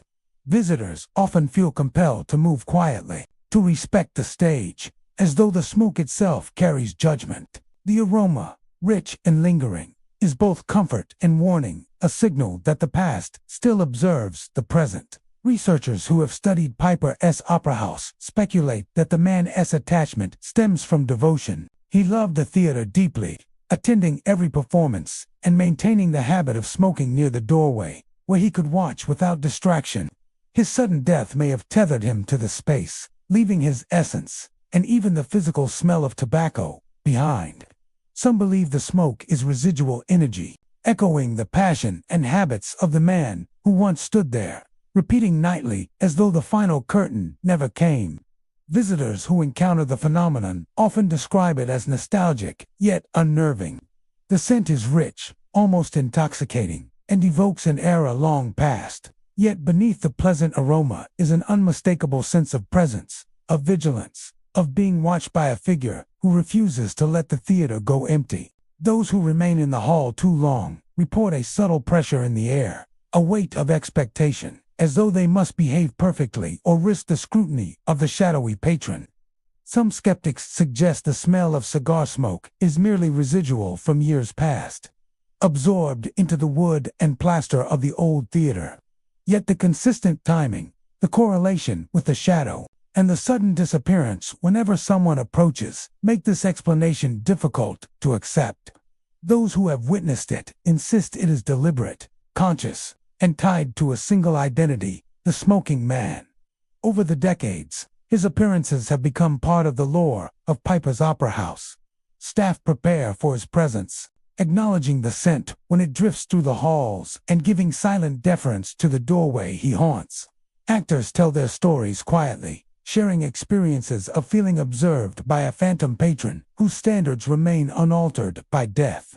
The smoke curls, the shadow lingers, and the man, devoted even in death, waits patiently for the next act to begin. And so, In the quiet moments before a performance or during the late-night hours when the theater is empty, the air may suddenly thicken with the scent of fine tobacco.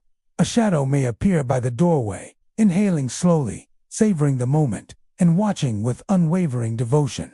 The smoking man remains, a presence of habit and love, tethered forever to the opera house he cherished, unwilling to miss a single performance, even centuries later. Piper's Opera House is famed for its grandeur, the velvet curtains, gilded balconies, and the glittering chandeliers that hang like frozen stars above the audience. But among the many ornate fixtures, one has earned a sinister reputation: the grand chandelier that crashed during a fateful performance, forever imprinting terror into the very bones of the theater. The chandelier was magnificent, a sprawling arrangement of crystal and brass, catching the light in countless prisms and illuminating the hall with warmth and elegance. On the night of the accident, the opera house was full. Patrons murmured in excitement as the orchestra tuned their instruments, and the stage buzzed with anticipation. Then, without warning, the chandelier gave way. It plummeted from the ceiling, shattering into 1,000 glittering shards. At least one person was killed instantly, crushed beneath the weight of brass and crystal. Others were injured, and the entire hall erupted into screams and chaos. The memory of that night never left the walls of Piper's Opera House. The chandelier was repaired, replaced with identical crystal and brass, and life in the theater resumed. Yet the story did not end with the accident. For decades, visitors have reported a phenomenon that is as unnerving as it is inexplicable: the sound of tinkling glass from above, as if the chandelier itself is shivering, breaking, falling once more. It begins subtly. A faint chime, almost musical, reverberates from the ceiling. Attendees say it is easy to dismiss at first, perhaps the creak of the building or the settling of old wood. But then it grows louder, the delicate sound of crystal colliding echoing through the auditorium. On stormy nights, the experience intensifies. Lightning flickers across the windows, and suddenly a bright flash seems to illuminate the chandelier. Then comes the crash, deafening, instantaneous, but when anyone dares to look, the chandelier remains intact, flawless, as though the disaster exists only in the mind. Actors and crew who have been present during these occurrences describe a suffocating dread. One stagehand recounted preparing for a rehearsal when the tinkling began. He looked up, expecting a loose crystal or a maintenance issue, but the chandelier hung perfectly. Still, the sound persisted, echoing louder with each passing second, until he felt as if the past itself was playing out above him. A sudden flash of light, a phantom crash, the clamor of imagined destruction, and then silence, leaving him shaken, convinced he had witnessed a replay of tragedy. Guests have experienced similar terror. Tourists on private late-night tours sometimes report the sudden sound of shattering glass, a noise so vivid it causes them to jump from their seats. Some claim to see a flicker of motion at the edge of their vision, shards of crystal suspended midair for an instant before vanishing. Even when security inspects the chandelier and confirms it is undamaged, the sensation remains. Witnesses describe a lingering chill, a rush of adrenaline, and an unsettling certainty that the disaster is being replayed eternally by the memory embedded in the theater itself. Paranormal investigators have taken great interest in the phenomenon. Audio recordings capture the faint, irregular tinkle of glass, though cameras show nothing. Thermographic scans occasionally reveal sudden pockets of cold air beneath the chandelier, as if the atmosphere itself responds to the phantom event. Researchers suggest that the theater may retain residual energy from that horrific night: the fear, the panic, the death, and that energy manifests in sound and light when conditions are right. The chandelier seems especially reactive to storms. Many reports coincide with thunder and lightning, as if the atmosphere heightens the ghostly replay. Patrons describe flashes of light, not from stage or fixture, followed by the distinct sound of crashing crystal. The auditory illusion is so convincing that even skeptics have admitted to ducking instinctively, their hearts pounding as though the chandelier were falling upon them. The visual aspect, the flash of light, adds to the terror. convincing witnesses that they are watching a ghost of the past unfold before their eyes. Some suggest the chandelier itself is haunted, that the spirit of the patron who died that night, or even the collective fear of everyone present, has infused the crystal. Others theorize that the sound is a form of memory embedded in the building, a psychic echo replaying the disaster over and over. Whatever the cause, the result is the same. A persistent reminder that tragedy lingers in places of grandeur, that beauty and horror are inseparable when history has been violent. One particularly chilling account comes from a rehearsal night, when the theater was nearly empty. A soprano practicing her lines reported hearing the first faint tinkle. She paused, nerves tightening, and the sound escalated. Suddenly, a brilliant flash lit the chandelier, followed by a crash so loud it seemed to shake the stage. She ran, trembling, to find the chandelier unchanged, polished crystal sparkling harmlessly above. The fear did not subside for hours. She described it as the building remembering what it had seen, forcing me to remember too.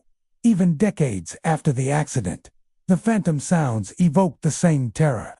Patrons report that, despite knowing the chandelier is secure, the sound triggers a visceral, instinctive reaction. The mind reacts first, registering danger, even when logic assures safety. The phenomenon has cemented itself as one of the most persistent hauntings in Piper's opera house, a memory that refuses to be quieted, replaying an eternal disaster high above the audience, a warning of fragility amidst grandeur. To this day, the shattered chandelier remains one of the opera house's most chilling legends, though the fixture is intact, polished, and carefully maintained. Anyone who has heard the phantom tinkle or witnessed a flash of light knows that the memory of that terrible night persists. It is a haunting that blends history and sensation, sight and sound, leaving no doubt that some tragedies do not fade, no matter how much time passes. And so, on stormy nights or in moments of silence, when the hall is empty or nearly so, the faint tinkle of crystal may echo through the rafters. A flash of light may illuminate the chandelier, and for a heartbeat, it feels as if the disaster is occurring once more.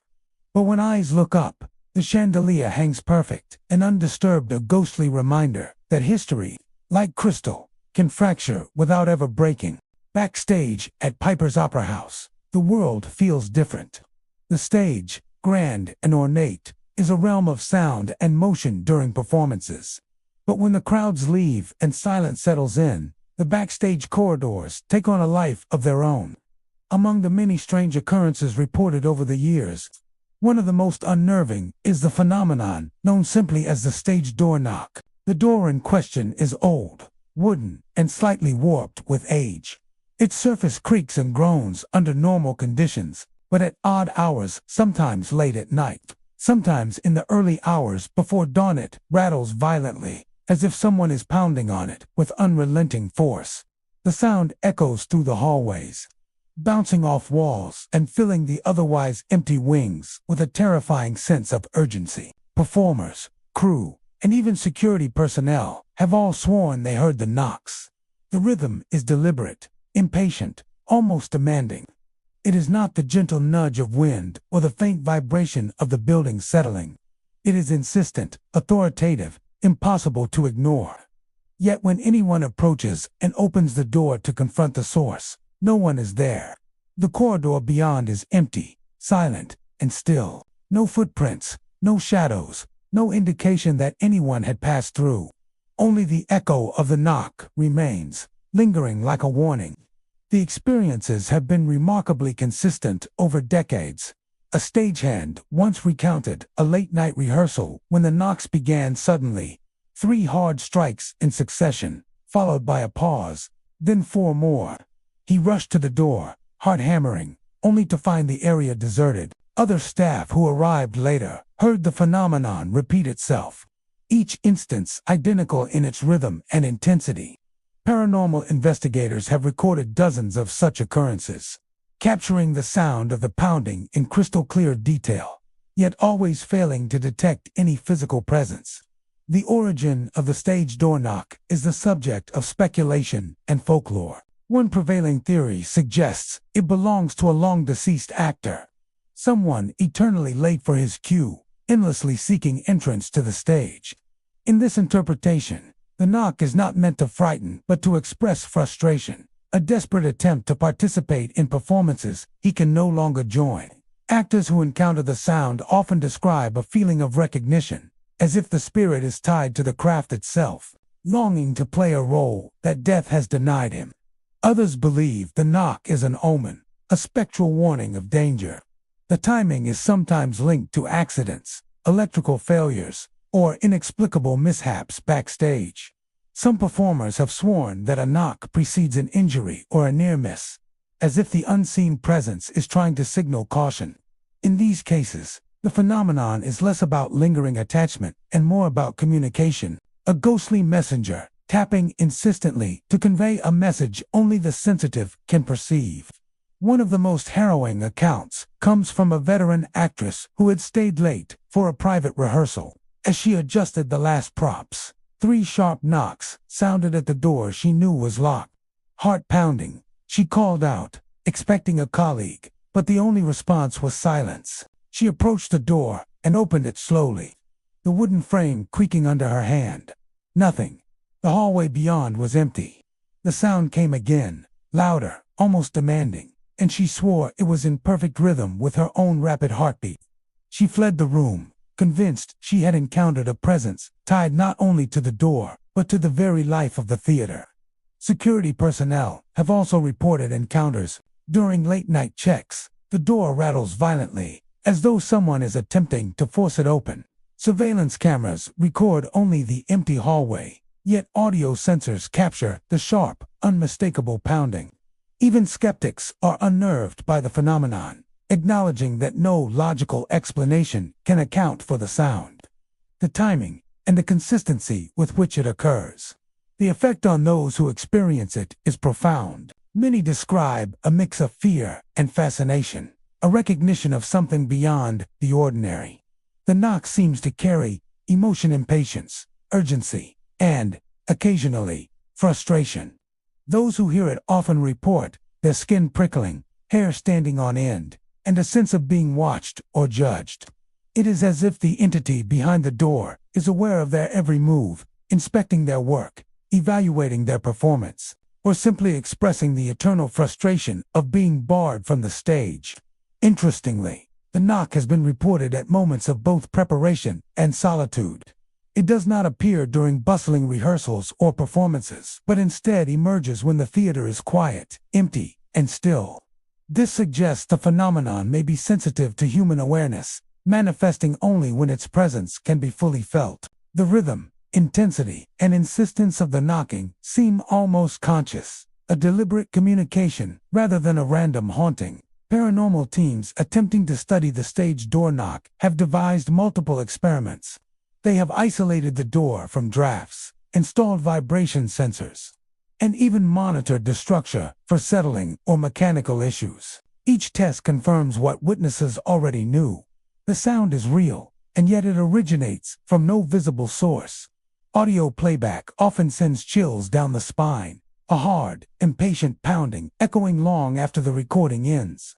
For those who love Piper's Opera House, the stage door knock is part of the building's identity, a haunting that underscores the living history of the theater. It is a reminder that the space is more than wood, brick, and paint. It is a repository of emotion, ambition, and memory, and some presences linger to remind the living of the fragility and intensity of performance. Actors and crew treat the phenomenon with a mixture of respect and caution, acknowledging the knock without challenging it, understanding that the spiritor, whatever force causes it, is tied to the essence of the theater itself. And so, in the quiet moments after a rehearsal, when the lights are dim and the corridors echo with the absence of life, the stage door knock may sound 3 sharp strikes, 4 sharp strikes, or a steady rhythm echoing through the backstage halls. The door rattles violently, demanding attention, seeking entry, or issuing a warning. Those who hear it pause, listen, and sometimes retreat, knowing that in the opera house, even the empty spaces can be alive with presence. The knock is more than a noise. It is a voice from the past, a signal from a time when the theater was filled with anticipation, performance, and the very human desire to belong. And as long as the walls of Piper's Opera House stand, the knocking will continue, echoing through history, a reminder that some spirits cannot rest, some cues are never forgotten, and some doors, no matter how solid, remain gateways to the unknown. Piper's Opera House has always been a theater of presence, where every shadow seems to carry a memory, and every empty seat holds a story. But among the many hauntings whispered about backstage and in hushed conversations, one stands out as both unsettling and profoundly eerie. The phantom audience, unlike other spectral phenomena, which make themselves known through sound or touch. The phantom audience is an invisible gaze, a pressure, a sense of company that defies logic. The experience often begins subtly. A performer enters the stage alone, expecting solitude and silence, only to feel the air change. The atmosphere thickens, as though countless unseen eyes have fixed upon them. The sensation is immediate, an electric weight pressing gently against the shoulders, a sense of expectation that is impossible to ignore. At first, one might dismiss it as nerves or imagination, but the feeling grows, spreading through the theater until it is unmistakable. They are not alone. Many performers have described the experience as being watched by a full house. Yet when they glance at the audience, the seats are empty. The rows stretch back into darkness, unbroken and uninhabited. Yet the presence is palpable. Some actors have reported a faint, almost imperceptible murmur, as if the audience were breathing together, a collective intake of anticipation before a dramatic line. Others have noticed the subtle creak of chairs, the shifting of weight, even the faint rustle of skirts, as though an unseen crowd had arrived in the ornate balconies and boxes of the theater. One particularly vivid account comes from an actor rehearsing a monologue late at night. He had requested the stage to himself, eager to practice lines without interruption. Moments after stepping into the spotlight, he sensed it. A heavy, invisible audience, fully present, scrutinizing every movement. His voice trembled as he delivered the opening lines, and he thought he heard the faintest applause, a soft pattering that seemed to ripple across the empty seats. When he looked around, there was nothing, no person, no movement, nothing but the flickering shadows cast by the stage lights. Terrified and unnerved, he fled mid-performance, insisting he saw the shadowy shapes of people, impossibly silent, rising and clapping in slow, deliberate appreciation. The phenomenon is not limited to a single part of the theater. From the main floor to the highest balcony, the presence can shift and move with the performer, following them as though attentive and engaged. Many report that the pressure is strongest near the center aisle or along the front rows, where a real audience would normally sit. There is a sense that the theater itself has absorbed the energy of countless spectators over the years, and that, in certain moments, it replays that attention, demanding to be acknowledged. Paranormal investigators have long been fascinated by the phantom audience. Audio recorders placed in the empty hall often pick up faint coughs, whispers, and the shuffle of feet, sounds that are absent from any video or visual recording. Temperature sensors sometimes detect small drops along the aisles, as if invisible bodies are seated there. Yet cameras capture nothing but empty rows, polished wood, and upholstered chairs, leaving only the unnerving conclusion that the presence is real, even if invisible. Some believe the phantom audience is a manifestation of the theater's history, a cumulative echo of countless performances, spectators, and patrons who have occupied the hall over decades. Each show, each rehearsal, each gasp of delight or murmur of boredom may have left a psychic imprint, a residue of attention that now watches those who walk the stage alone. Others suggest a more personal presence, a group of spirits who were once performers themselves, eternally observing, applauding, and judging their successors from the shadows. Veteran performers are often the most vocal about the phenomenon. They recount the tension that builds when the theater is empty, how every step feels heavier, every gesture more scrutinized. Many refuse to rehearse alone, bringing colleagues or crew into the auditorium, simply to alleviate the feeling of being watched. Others have learned to work with it, treating the invisible audience as a stern but loyal presence, demanding precision and focus as though it were a living crowd. Even during tours or public visits, some have reported glimpsing movement in empty rows, a flicker of shadow that vanishes when approached. Guests sometimes describe the sensation of being observed from behind, a subtle pressure of attention that follows them as they explore the hall. The feeling is never malicious and, like other hauntings in the opera house, the phantom audience seems to judge, appreciate, and respond, as though it were a living collection of past spectators, insisting that the performance be given its due respect. The experience can be unsettling precisely because it is invisible yet undeniable. Actors describe lines being delivered with a trembling voice, movements executed with hyper-awareness, and a constant sense of expectation. The audience may clap or shift or cough, but never audibly. Its approval or disapproval exists on a level beyond sound. Those who have grown accustomed to it sometimes speak of it as a teacher, an invisible presence that shapes performance, insisting on commitment, energy, and emotion even when no one else is watching. The phantom audience also appears to be selective. It is most active during rehearsals, when a performer is alone and the space is quiet, free from distraction. During full performances, when real patrons occupy the seats, the presence recedes, content to let living audiences take their place. It waits for the perfect moment to remind those on stage that the theater remembers that attention once earned lingers long after applause fades.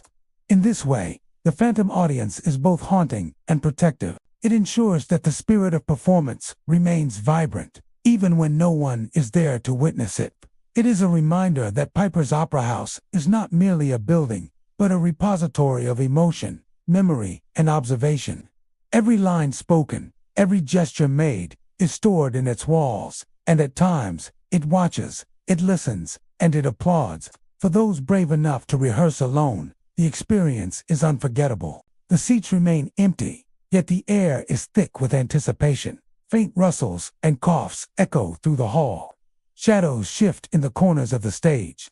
And always, there is the awareness of countless invisible eyes, fixated, attentive, silently applauding the dedication and courage of those who step into the spotlight. Among the many peculiarities of Piper's Opera House, one seat has earned a fearsome reputation: a single chair in row D.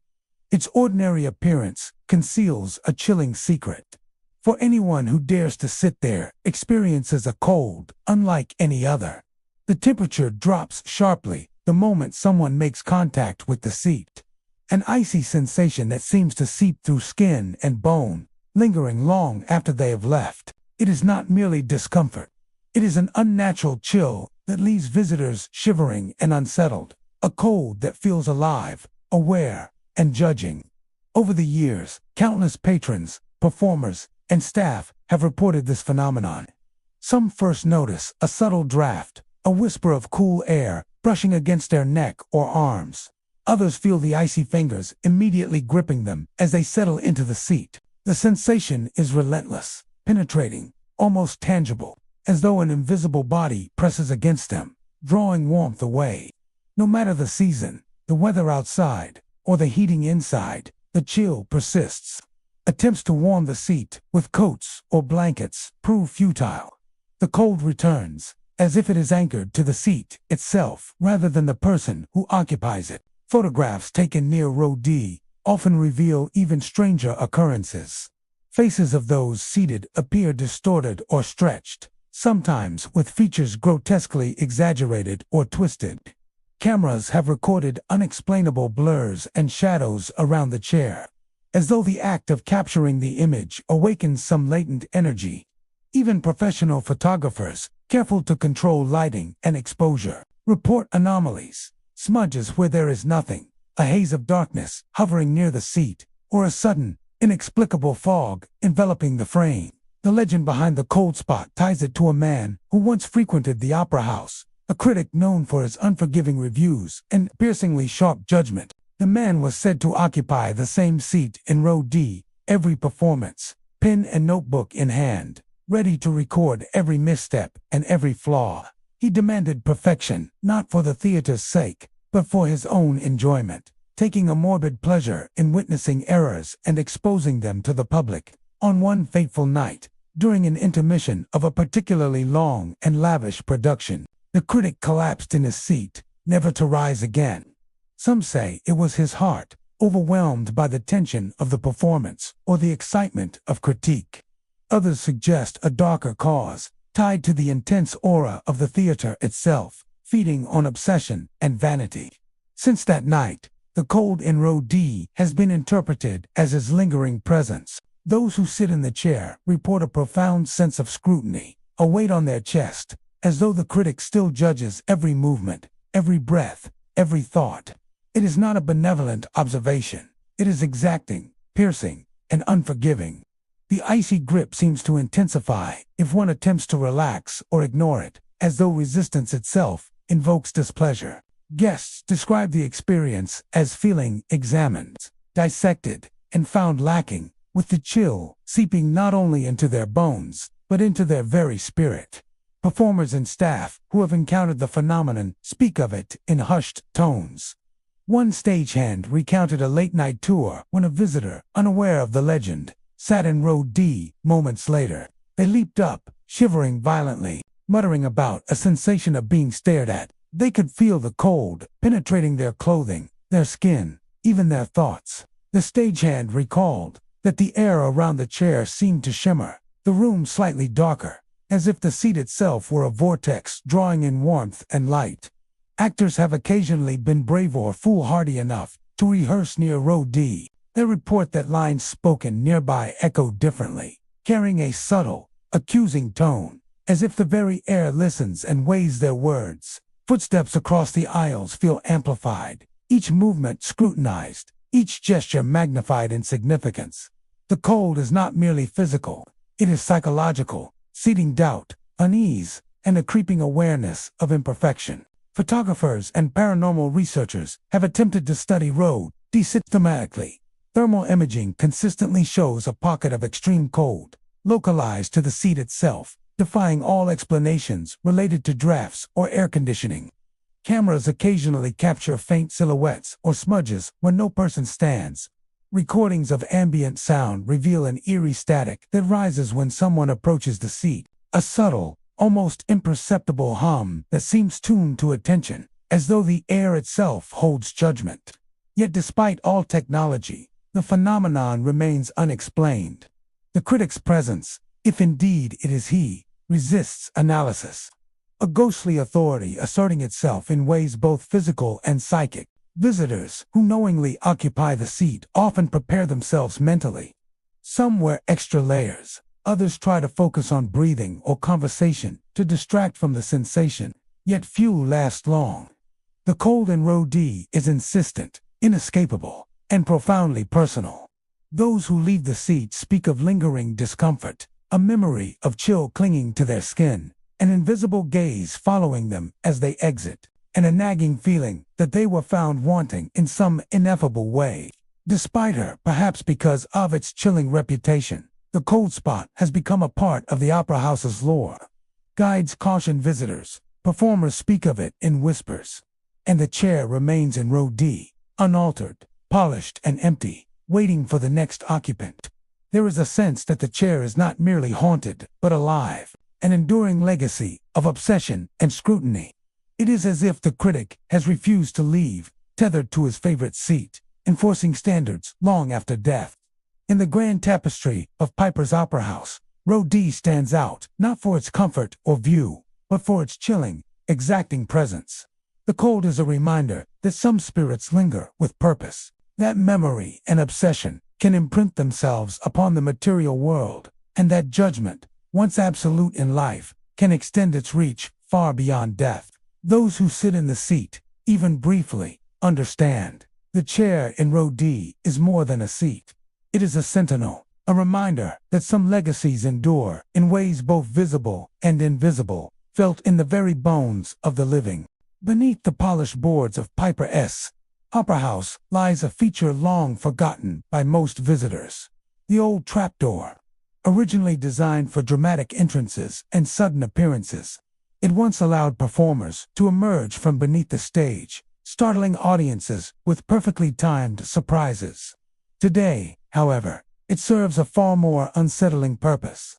Though the trapdoor remains closed and unused for decades, shadows and sounds suggest that it is far from empty. As if the stage itself conceals a secret presence, waiting, watching, and occasionally making itself known. The first indications are subtle.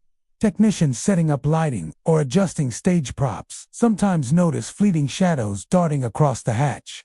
Shapes that vanish when looked at directly. At first, one might assume it is a trick of the theater's dim lighting or a reflection from some unseen object.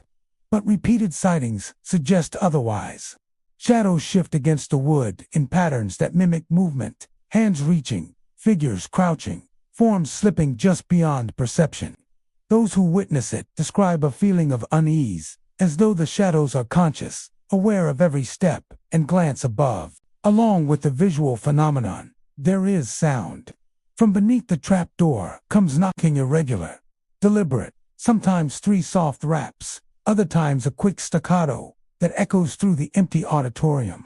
Occasionally, the knocking is accompanied by faint scratching, like nails dragged across wood, deliberate but faint enough to raise doubt.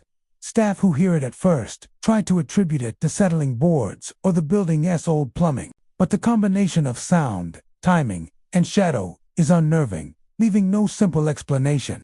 The phenomenon has been reported for decades. One stagehand described arriving early for a rehearsal and noticing the trapdoor-esque shadow shift as though someone crouched just below. He froze, waiting, but when he leaned closer to peer through the tiny gaps, there was nothing. Moments later, a series of knocks rapped against the wood, startling him into retreat. He swore he felt a pressure underfoot, as if something or someone was aware of his presence, and he refused to step over the hatch for the remainder of the evening. Performers, too, have their stories. Actors rehearsing late into the night sometimes feel a prickling sensation along the soles of their feet as they cross the stage. The air above the trapdoor seems heavier, charged with an invisible awareness. Some report hearing whispers, faint voices murmuring from the wood below, just beyond comprehension. One young actress refused to perform a scene directly above the hatch, claiming she felt unseen eyes tracking every movement, waiting for her to falter. The origin of these shadows is steeped in theater lore. The trapdoor was installed during Piper's earliest years, a time when productions were elaborate, dramatic, and often dangerous. Some believe the shadows belonged to performers who once used it, spirits tethered to the stage where their presence was vital. Others suggest that the trapdoor itself has absorbed the energy of countless entrances and exits, a residual imprint of movement and expectation that manifests in visual and auditory phenomena. Paranormal investigators are divided, but most agree that the effect is localized, centered entirely on the trapdoor and its immediate surroundings. There are even stories of objects moving without explanation. Lightweight props occasionally tumbled near the hatch, appearing to have fallen as if pushed from below.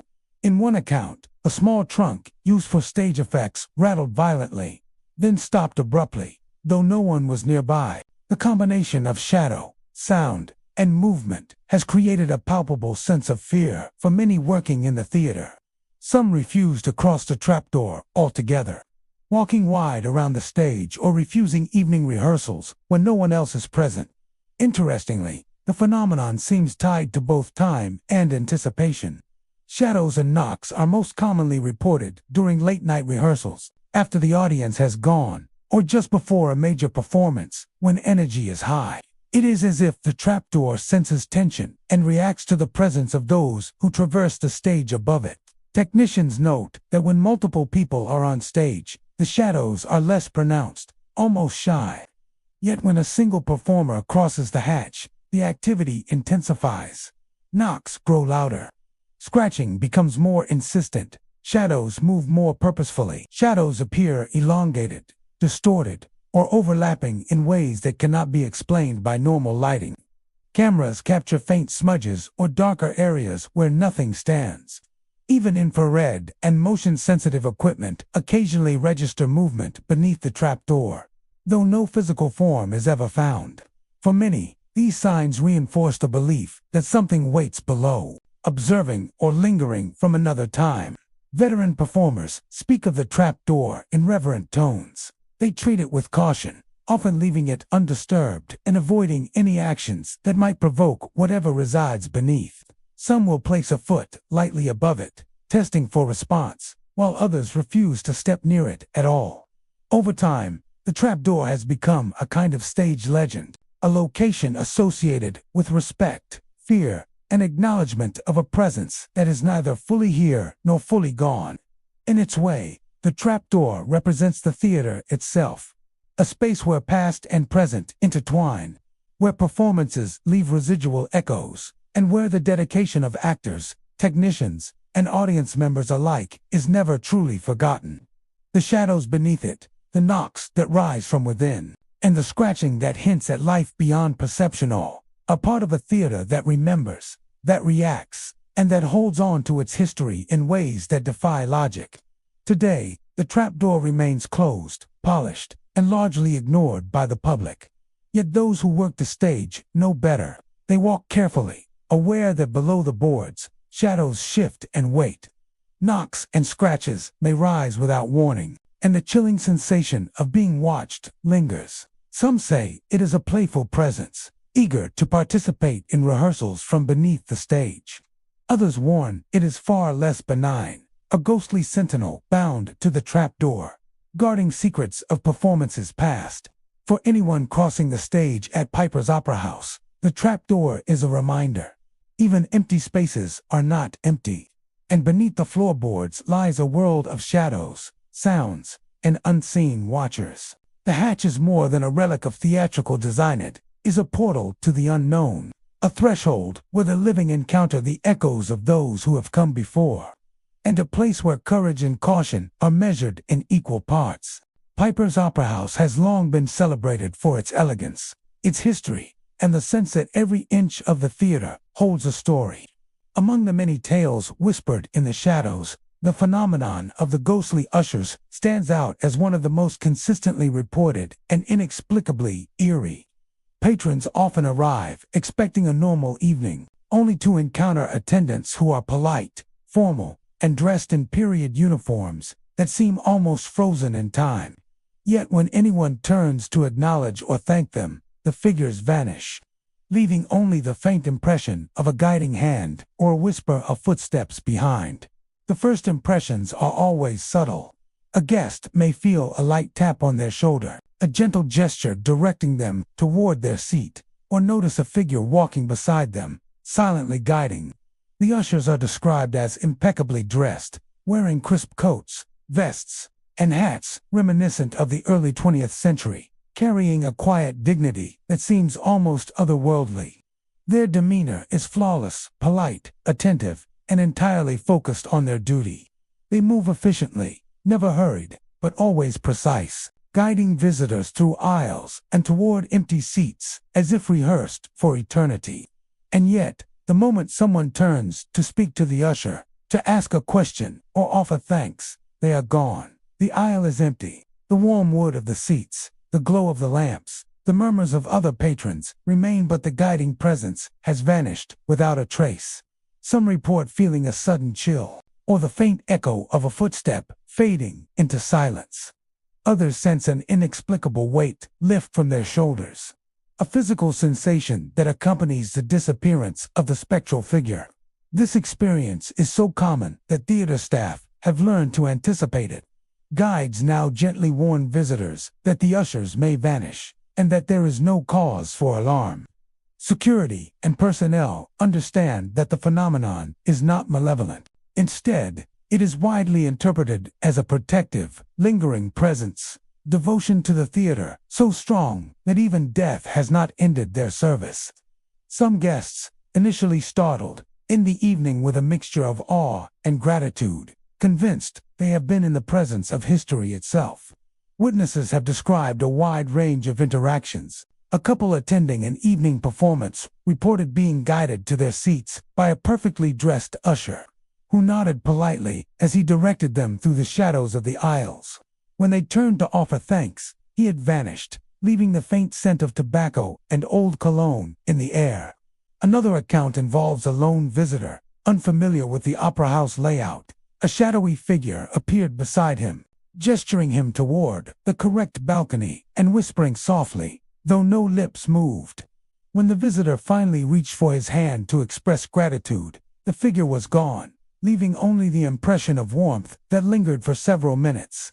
Some paranormal researchers suggest that the ghostly ushers are a form of residual energy, created by employees who spent decades performing their duties with precision and devotion. Unlike a traditional haunting, which may be reactive or intentional, these spirits seem compelled to continue their work regardless of the presence of the living.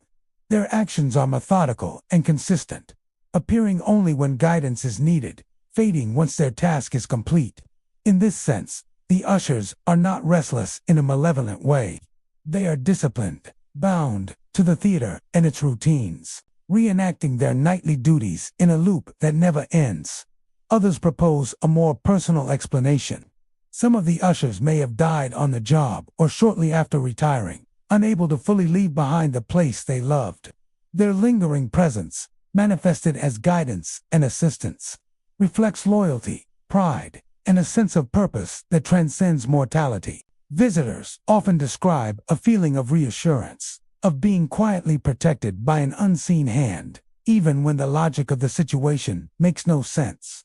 In these moments, the ushers are not frightening, they are caretakers of the theater's memory and tradition. The effect of encountering a ghostly usher is often more psychological than physical, though some report tangible experiences. A young patron once described being led to the front row, feeling a gloved hand lightly brush her arm. She glanced sideways, expecting to see a person, but nothing was there. The air smelled faintly of cologne and lavender, as if the usher carried remnants of the world they had once inhabited. The sensation lingered, a comforting, almost protective feeling, until the performance began. Similar accounts frequently mention subtle auditory cues, a soft shuffle of shoes along the aisle, a polite cough, or the whisper of a coat brushing against seats, all without visible source. In the broader history of Piper's Opera House, the ghostly ushers have become part of the living folklore.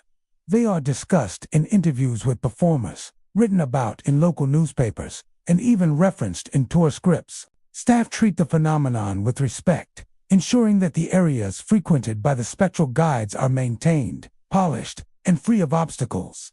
Visitors, warned in advance, are encouraged to embrace the experience as a part of the theater's unique charm. Those who do often leave the opera house feeling a strange mixture of awe and humility, having glimpsed a devotion so strong that it endures beyond life itself. Interestingly, the usher's presence seems to extend only to guiding and assisting, never appearing as threatening or disruptive. Their mission is singular: to ensure the smooth operation of the theater, to shepherd guests to their rightful places, and to maintain the dignity and order of the house. In a way, they are the guardians of the theater, preserving the decorum and elegance of performances long after the applause has faded. For many, encountering a ghostly usher is a rite of passage, a brush with the past, a connection to the history of Piper's Opera House. They serve as reminders that theaters are not merely buildings. They are repositories of memory, tradition, and the dedication of those who serve them faithfully. Even in death, these spirits continue their service, invisible but attentive, polite yet insistent, a quiet presence ensuring that the magic of performance continues undisturbed. And so, when a patron feels a light tap on the shoulder, or a figure gestures politely toward their seat, they need not panic. The ghostly ushers are not here to frighten, they are here to guide, to honor their duty, and to remind everyone who enters Piper's Opera House that devotion, once absolute, can transcend even death itself. Among the many mysteries that haunt Piper's Opera House, perhaps none is more unsettling than the figure known simply as the shadow in the curtains. Patrons and performers alike have reported glimpses of a tall, thin silhouette moving behind the main stage curtain, pacing slowly back and forth as though rehearsing lines that no one can hear. The apparition is visible from the audience seats, but never from backstage, a phenomenon that has both baffled and terrified those who have witnessed it. The first sightings often occur during rehearsals, or when the theater is otherwise empty. A lone visitor or performer, glancing toward the curtain, may see the shadow, impossibly thin and elongated, shifting and moving in a manner that seems deliberate, almost impatient. The motion is fluid but deliberate, like the measured steps of someone pacing in anticipation. Its head sometimes dips slightly, its hands clasped in front or resting at its sides. It moves only when observed from the house, as if aware of where attention is focused, and vanishes entirely when anyone attempts to approach the curtain from backstage. The effect on observers is immediate. A chill creeps up the spine, and the sense of being watched or scrutinized is overpowering. Those seated in the audience describe the feeling as if the figure is waiting for something, its cue, its moment, its performance. Even when the theater is silent, the presence conveys tension, the kind that rises before a long-awaited scene. Patrons have reported holding their breath, unable to look away, captivated by the movement of a form that is unmistakably human, yet eerily spectral. The legend surrounding the shadow ties it to a young actor from the 1890s. Historical accounts suggest that he was set to perform a starring role in a grand production at Piper's Opera House, but fell ill just before the opening night. Some versions claim he died before he could take the stage. Others suggest a tragic accident prevented him from ever appearing under the lights. Whatever the truth, witnesses have come to believe that his spirit lingers behind the curtain, eternally preparing for a moment that never arrives. The pacing shadow, they say, is a manifestation of his longing, frustration, and dedication to a craft he was denied in life. Performers report feeling an unspoken presence during rehearsals when the curtain is down. They speak of subtle movements across the stage that are too faint to be explained by drafts or shadows. Some hear soft, deliberate footsteps synchronized with the pacing of the shadow, even when no one is there. A veteran actress once described delivering lines during a solo rehearsal, only to glance toward the curtain and see the thin silhouette gliding back and forth. Her voice faltered mid-sentence, and she felt as though unseen eyes were measuring every word, judging every gesture. Technicians and crew members have also encountered the shadow in strange and inexplicable ways.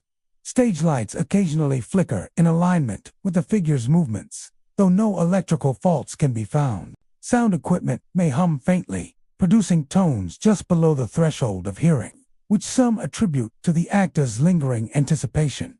The phenomenon is highly localized. It is never seen off stage or in other areas of the theater. Even paranormal investigators admit that, while the shadow is easy to observe from the audience, it resists all attempts at recording or approaching from backstage, leaving only faint distortions or a fleeting silhouette against the curtain fabric. The psychological effect is as compelling as the visual. Observers often describe the figure as both tragic and hauntingly beautiful, embodying the dedication and anguish of a performer denied his moment in the spotlight. Patrons may feel empathy, unease, or a mixture of awe and fear. The shadow seems to exist in a temporal loop, endlessly pacing, endlessly waiting for a cue that never comes, yet maintaining the grace and precision of a living actor. Some believe that the shadow's presence is tied to the energy of the theater itself.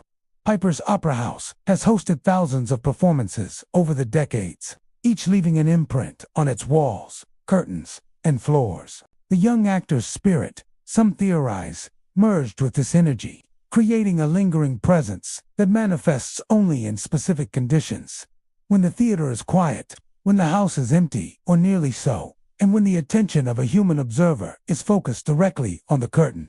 In this way, the shadow is both a remnant of a lost life and an echo of the theater's collective memory. The experiences of guests and staff reinforce the idea that the figure is harmless but relentless. It does not interact directly with anyone. It does not speak or touch. Its sole behavior is pacing, a repeated act that conveys longing, frustration, and unfulfilled purpose. Many observers report that if they leave the theater for a few minutes and return, the shadow resumes its measured movements exactly where it left off. It is patient, eternal, and unwavering, a spectral actor who never takes his bow. Interestingly, The shadow seems to respect the boundaries of the stage. No one has ever reported it crossing beyond the curtain or entering the audience space. Its domain is strictly the area behind the main drapery, the place where performers prepare to step into the spotlight. This confinement suggests a connection to performance, a tether to the theater's art and tradition. It is as though the actor's spirit is bound to the space where he was meant to shine, forever enacting the anticipation of a moment that will never arrive. In essence, the shadow in the curtain is a presence both poignant and eerie. It embodies the unrealized potential of a life cut short, the persistence of artistry beyond death, and the subtle ways in which theaters carry the memories of those who once performed within them. Patrons may glimpse it during quiet rehearsals or empty evening tours, sensing the pacing figure behind the curtain, waiting, preparing, and hauntingly beautiful in its dedication. To this day, the shadow remains a silent performer, moving gracefully back and forth, a reminder of Piper's Opera House's living history. For those who observe it, the experience is unforgettable, a quiet acknowledgement that the theater is never truly empty, and that some actors, denied their time in the spotlight, continue to wait for their cue, pacing eternally just beyond the stage. Among the many eerie tales whispered in Piper's Opera House, one of the most unsettling occurs high above the stage, in the upper balcony. Patrons who venture to these lofty seats, especially those seated alone, often report a sensation of being watched, and, more disturbingly, a low, deliberate chuckle seems to emerge from nowhere, echoing through the air, with a cruelty that chills the spine. It is not a casual or jovial sound. It is mocking, intimate, and unmistakably human. Yet there is never anyone beside the listener when they turn to look. The phenomenon has been noted by generations of visitors. A theatergoer may settle into the balcony, ready to enjoy a performance, when a quiet, almost conversational laughter slips into their ear. It is described as close, so near that it feels as though a person is leaning toward them from the shadows. The sound can be subtle, a mere tremor in the air, or more pronounced, resonating with sharpness that causes patrons to jump or shiver. Attempts to locate the source usually fail. When the head turns, the empty rows reveal nothing but seats, dust, and the dim glow of distant stage lights. The origin of the balcony laugh is tied to local legend. Decades ago, there was said to be a man who frequently attended performances at Piper's Opera House. A man whose enjoyment came not from the artistry on stage, but from derision. He was known for jeering loudly, mocking performers, and tossing sarcastic commentary into the orchestra pit or across the balconies. His cruelty became infamous. Theater, staff, and performers alike feared his presence, knowing that any mistake, no matter how small, would earn a sharp, cutting laugh. Accounts suggest that he was eventually removed from the theater forcibly, but even after his departure, his presence seemed to linger, as though the energy of his contempt was embedded in the walls and seats themselves. Those who sit alone in the balcony today often describe a sudden pressure in the air, a heightened awareness that they are being observed. The laugh comes without warning. It may follow a particularly dramatic line, erupt in the middle of a tense musical phrase, or appear completely unprovoked. The chuckle is consistently cruel in tone, carrying an unmistakable edge of judgment and amusement at the listener's expense. Some guests report feeling a weight on the back of their neck or a prickling sensation along their shoulders, as though the spectral heckler leans just behind them, unseen but palpably present. The psychological effect is intense. Visitors often recount that the laugh unsettles them far more than any visible apparition could. Unlike shadows or cold spots, which can be explained by temperature changes or optical illusions, the laughter is immediate, unmistakable, and deeply human in its quality. It evokes fear, discomfort, and the eerie sensation of being singled out by a spirit that delights in torment. Many patrons instinctively look around, hoping to see the source, only to find emptiness, which intensifies the sense of vulnerability. Performers and staff have also experienced a laugh, particularly during late-night rehearsals. A musician tuning an instrument in the upper balcony may suddenly hear the chuckle behind them, despite knowing that no one else is present in the theater. Actors rehearsing alone sometimes pause mid-line, convinced that a heckler lurks above, judging their performance. Some have sworn that the laughter varies in tone, adapting to the scene, mocking sorrow in a tragic moment, deriding comedy with cruel glee, almost as though the spirit takes pleasure in the performance itself. Paranormal investigators who have visited the theater report similar accounts. Audio recordings occasionally capture laughter on empty balcony microphones, faint but distinct, echoing across the empty rows. When investigators attempt to measure airflow or acoustics, they find nothing that could create the sound naturally. The laugh, like the presence itself, seems localized and intentional, occurring only in the upper balcony seats, particularly when individuals are seated alone. It is as if the spirit has chosen these locations to maximize its impact, ensuring that no one experiences the theater without feeling observed. The laugh is said to be persistent, yet subtle. Many guests leave the upper balcony only to find the memory of it lingering, the echo of a cruel voice etched into the mind, accompanied by the unease of knowing that someone, somewhere, was amused at their discomfort.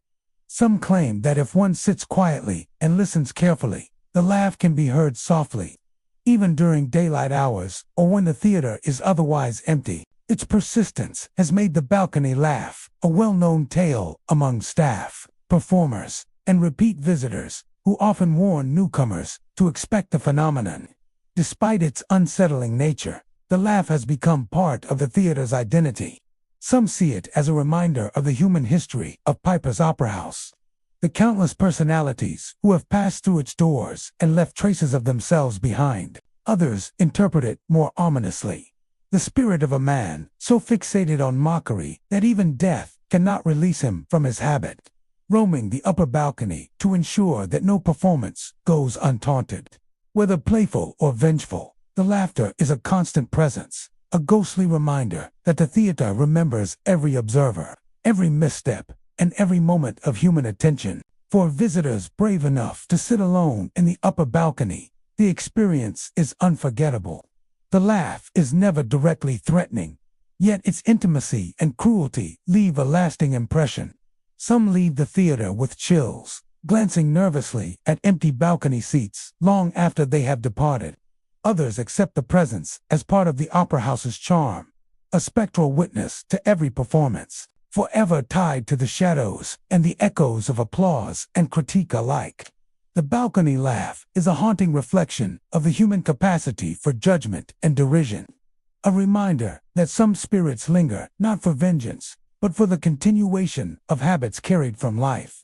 It sits silently in the upper balcony, patient, observant, and cruelly amused, waiting for the next solo patron to experience its chilling presence. Those who encounter it will never forget the sense of being watched and the echo of that mockery, suspended in the air, hovering just out of reach, proof that Piper's Opera House is never truly empty, and that some voices, however spectral, never tire of their role. Among the many eerie tales whispered within Piper's Opera House, the phenomenon known as the dressing room footsteps stands out as particularly unnerving.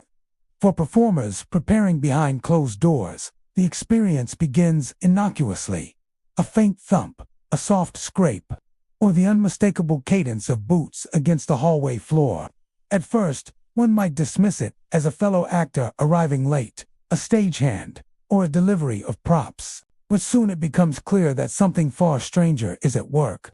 The footsteps move with a deliberate, almost methodical rhythm, circling the closed doors of the dressing rooms, as though an unseen presence is surveying, inspecting, or perhaps stalking those within. The pattern is disturbingly consistent. Footsteps begin softly at one end of the corridor, heavy and measured, and gradually approach, echoing unnaturally against the walls. The sound shifts from distant and muffled to loud and clear. Yet, when doors are opened, no one is there. The hallway appears empty, lights flickering faintly in response to each step, as if the building itself reacts to the presence. Some performers have tried following the sound, only to find it vanishing suddenly, or resuming its path elsewhere in the corridor, as though it is not bound by the normal rules of space or physics. The unnerving quality of the footsteps intensifies when they pause directly in front of a door. Actors have described holding their breath as the steps stop abruptly. Then a sharp, deliberate knock raps against the wood. The silence that follows is profound, filled with expectation and dread. Trembling, the performer opens the door, hoping perhaps to find a fellow actor, a stagehand, or even a prankster. But the hallway remains empty. In the stillness, the hallway seems to breathe, waiting. And the next series of steps begins, moving methodically toward another door. The pattern repeats, creating a sense of omnipresence that feels inescapable. For many, the experience is deeply personal and emotionally taxing. Actors preparing for performances in these rooms often report an immediate sense of vulnerability and exposure, as if they are being observed by an invisible judge. Some describe it as a feeling of being followed, hunted, or watched without permission. The auditory hallucinations, if they are such, are so precise and localized that performers feel trapped, unable to escape the scrutiny. Several have confessed to tears, panic, or paralyzing fear, certain that an unseen presence stalks them with intent. The origin of the dressing room footsteps is lost to history, but local legend ties it to a former actor who spent his final days within the walls of Piper's Opera House. According to accounts, this performer was known for his dedication, obsessively preparing for roles and pacing the corridors long after the theater had emptied. Some say he died in the building, alone and unnoticed, consumed by anxiety over performances he never delivered. Others believe he fell victim to an accident in the hallway, his body discovered too late. Whatever the circumstances, the story suggests that his presence lingers, replaying the habitual pacing and vigilance of a lifetime spent in preparation. Performers who have encountered the footsteps note subtle variations in their sound. The steps are heavy, measured, sometimes accompanied by the faint squeak of polished shoes or the dragging of an unseen garment across the floor. At other times, they are swift and decisive, as if the entity is moving with urgency. Occasionally, the knocking at the door is sharp, almost accusatory, reinforcing the impression that the spirit is reactive, aware, and deliberate in its observation. There is a sense that it judges not only the physical space, but the actions of those within it, creating a psychological weight as oppressive as the auditory phenomena themselves. Paranormal investigators have studied the dressing room hallways extensively, using cameras, motion sensors, and audio recorders. Yet they consistently encounter anomalies that defy explanation. Footsteps appear on recordings without visible sources. Microphones capture the faint echo of boots in perfect rhythm, and thermal sensors occasionally detect brief, unexplained cold patches moving along the corridor. Even when multiple investigators are present, the footsteps behave selectively, choosing one room or performer to follow, while leaving others entirely untouched. These inconsistencies have led many to conclude that the phenomenon is intelligent or at least highly reactive to human presence. There are stories of performers who, after repeated encounters, take precautions. Some leave doors slightly ajar to avoid the sensation of confinement. Others refuse to enter the rooms alone, bringing friends or assistants to mitigate the fear. A few have reported that simply acknowledging the presence speaking to the hallway aloud, leaving a light on, or leaving a personal object on the floor seems to reduce activity temporarily, though never permanently. The entity, it seems, is patient, persistent, and unconcerned with human attempts at control. Interestingly, while the footsteps are unnerving, they are rarely directly malevolent. There are no reports of physical harm, theft, or aggressive contact. Instead, the terror arises from anticipation and the psychological weight of being observed by something unseen. The spirit, or residual energy, appears focused on ritual, habit, or unfinished business, rather than conscious malice. It circles, it knocks, it listens, and it disappears, leaving performers to confront the lingering fear it imparts. In the long history of Piper's Opera House, the dressing room footsteps have become an acknowledged, if whispered, reality among actors and staff. They serve as a reminder that the theater is more than its visible stage, more than its props and performances. Within its walls linger memories, habits, and echoes of those who dedicated their lives to the art. The sound of heavy boots pacing the hallway, followed by a sharp, silent knock, is an auditory echo of devotion, obsession, and perhaps unfinished duty, a ghostly rehearsal that continues long after the living have departed. For those who encounter it, the experience is unforgettable. The footsteps are a lesson in patience, persistence, and presence, a reminder that even empty hallways may not be empty, and that Piper's Opera House holds more than stories. It holds shadows, sounds, and echoes that follow performers long after the stage lights have dimmed. To hear the dressing room footsteps is to feel history walking beside you, heavy, measured, and relentless, a presence unseen, yet undeniably real. Among the many haunting legends of Piper's Opera House, none is as visually striking or as unsettling as the tale of the red curtain stain. The theater's oldest velvet curtain, once used to conceal elaborate stagecraft and dramatic entrances, bears a dark, persistent mark. Though countless caretakers have attempted to clean, steam, or replace the fabric, the stain refuses to vanish. Under certain lighting conditions, it appears almost liquid, rippling as if freshly spilled, and some visitors insist that it seems to glisten, moving slowly downward toward the stage floor. The story begins in the early days of the Opera House, during a period when stagecraft was more dangerous than it is today. Catwalks were precarious, rigging was rudimentary, and performers often relied on sheer skill and balance to navigate the heights above the stage. One actor, according to legend, slipped while performing maintenance or rehearsing a stunt high above the audience. He fell directly onto the velvet curtain below, suffering fatal injuries before anyone could reach him. Blood soaked into the fabric, leaving a mark that would refuse to fade through time, chemicals, or repeated laundering. The stain is subtle, yet undeniable.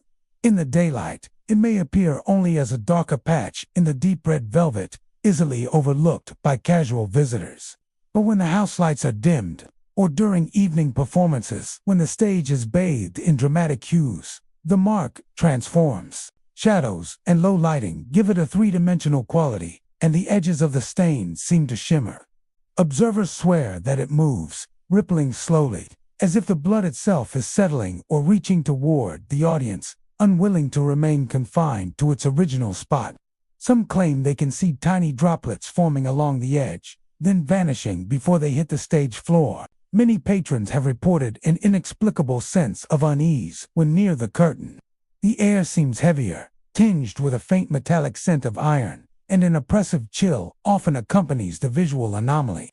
Some visitors have described a creeping dread, a sensation that unseen eyes are watching from above, perhaps from the catwalk where the accident occurred. For performers, the stain has a peculiar effect. Rehearsing beneath it, or performing on the stage near the curtain, often feels like stepping into a moment frozen in time, one in which the boundary between past and present seems to collapse. Caretakers and stagehands have their own stories. Some claim that attempts to clean the curtain only make the stain appear more vibrant, as if the fabric resists interference. One longtime custodian reported returning from a brief errand to find the stain glistening more vividly than before, despite no one entering the theater in the interim. Another observed that the stain seems particularly animated when the stage is empty, pulsing subtly as though the theater itself is aware of the blood and the tragedy it represents. Paranormal investigators who have visited the theater often focus on this particular curtain. Photographs sometimes capture strange distortions, the stain appearing larger than its physical boundaries, the velvet seeming to shimmer unnaturally, or faint shadows appearing behind it. Infrared cameras occasionally detect slight heat differentials, as if some form of energy lingers within the fibers. Audio recorders have captured faint creaks or whispers when the curtain is touched or approached, reinforcing the idea that the theater is more than just wood, fabric, and briquette is a repository of memory, grief, and spectral energy. The psychological impact on audiences is significant. Witnesses often describe feeling as though the curtain itself watches them, silently judging, reminding them of the fragility of human life. During performances, Some patrons swear that their attention is drawn repeatedly to the stain, even when nothing on stage warrants it. Children have reportedly tugged at their parents' hands, insisting that the curtain drips or moves, while performers have admitted to shivering or hesitating in their entrances beneath it. The effect is subtle, yet persistent. The stain is a silent, horrifying presence that cannot be ignored. There are those who claim the stain does more than ripple, it interacts. Several accounts describe the appearance of tiny droplets forming at the bottom, only to vanish mysteriously before touching the stage floor. Some witnesses report seeing the outline of a figure in the stain when the lights hit it at just the right angle, a vague, contorted silhouette suggesting the fallen actor himself. Others describe a fleeting sense of pressure, as if the accident's energy weighs down on those who stand near it. The stain, in essence, is not just a mark on fabric. It is a conduit, a reminder that tragedy imprints itself on both the physical and the spectral planes. The legend has evolved over the decades. Some say the spirit of the actor remains bound to the curtain, eternally replaying the final moments of his fall. The stain is considered a physical manifestation of this lingering presence, a visual echo of life interrupted. Others believe it is a residual haunting, an imprint left by trauma and energy, replaying endlessly in the theater. Either way, the red curtain stain has become a central element of Piper's Opera House folklore, a chilling spectacle that visitors are drawn to, even as it terrifies them. Interestingly, the stain seems most active during performances or rehearsals, moments when energy, emotion, and attention are concentrated in the theater. During empty days or maintenance work, it often appears more subdued, though the persistent dark patch never truly fades. Stagehands have learned to respect the curtain, treating it delicately and warning newcomers that while it may look harmless, it is anything but ordinary. For those who stand before it in the dim glow of the stage lights, the red curtain stain is unforgettable. It ripples, it glistens, and it seems almost alive, a silent memorial to a life lost and a tragedy witnessed only by the fabric of the theater itself. Visitors leave with a lingering sense of dread, the metallic temps of imagined blood in the air, and the knowledge that Piper's Opera House holds not just stories, but traces of the very lives entwined with its history. Among the many eerie and inexplicable phenomena at Piper's Opera House, the tale of the Phantom Encore is one of the most widely reported and most disconcerting. On rare nights, long after the final notes of a performance have faded and the audience has departed, a voice cuts through the silence, calling out with astonishing clarity, "Encore!" It is not a whisper or a fleeting sound, but a deep, resonant tone that fills the auditorium, bouncing off the walls and reaching every corner of the empty theater. The word carries urgency, insistence, and a sense of longing that chills all who hear it. The first sensations are subtle. As the curtain falls and the house lights dim, performers may linger on stage, basking in the fading applause or savoring the silence. Then comes the call, a single word, commanding yet echoing, cutting through the calm. At first, it is disorienting. The performers glance at each other, unsure if someone in the audience or a fellow actor has returned. But when they step into the aisles or peek into the empty seats, they find no one.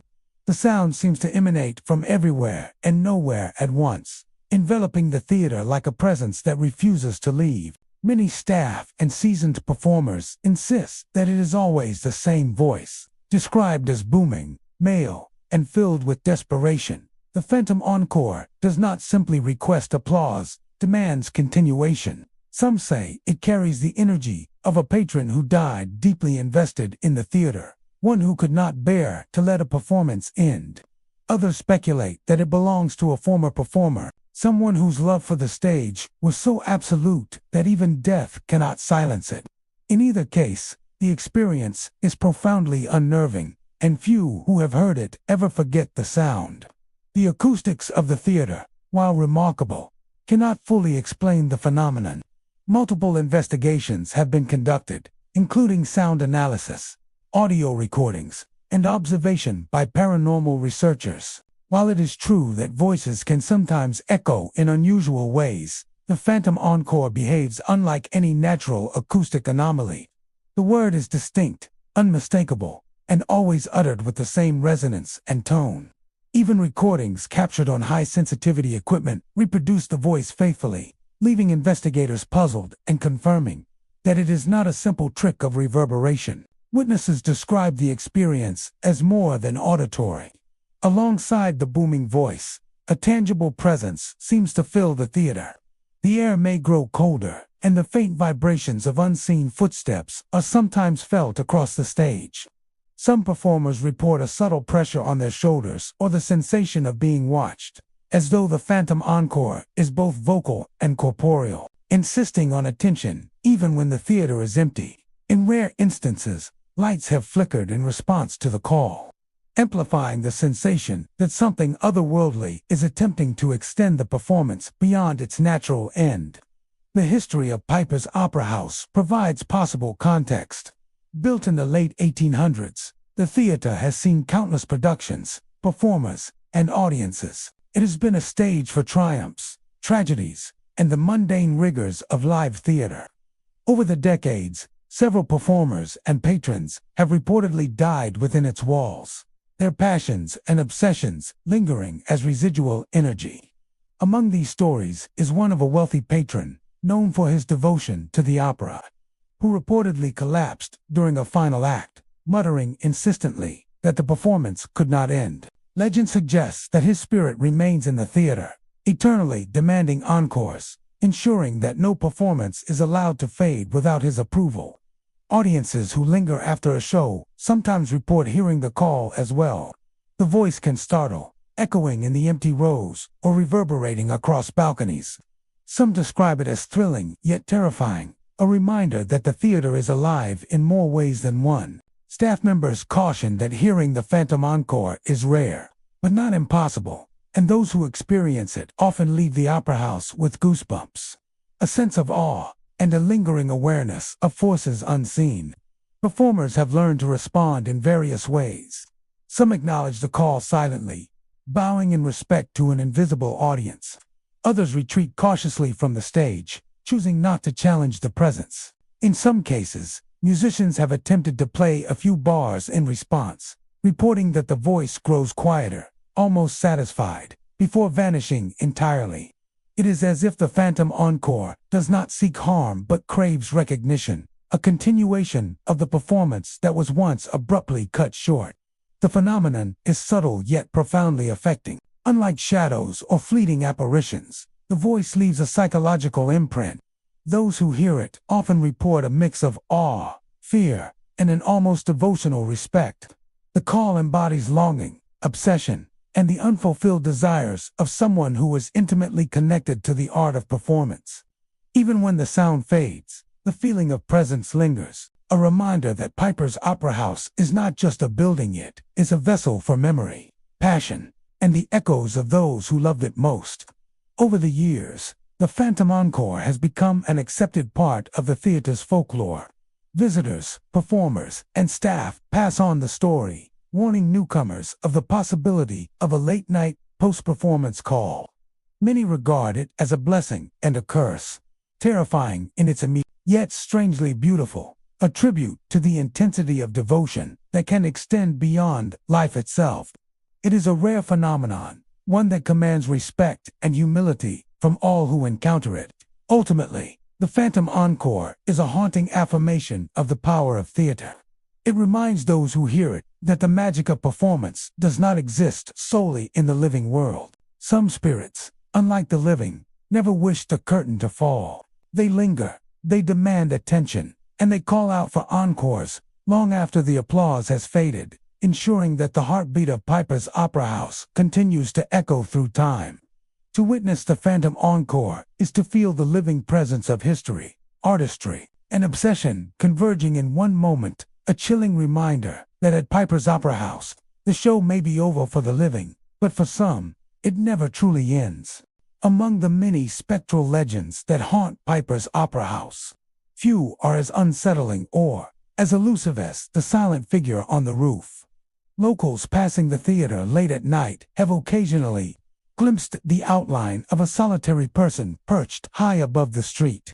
The figure stands motionless, draped in clothing from another century, its posture rigid and deliberate, as if frozen in a moment of deep contemplation or despair. Even in the dim glow of gas lamps or the flicker of passing headlights, the figure is unmistakable, its presence commanding attention despite the distance.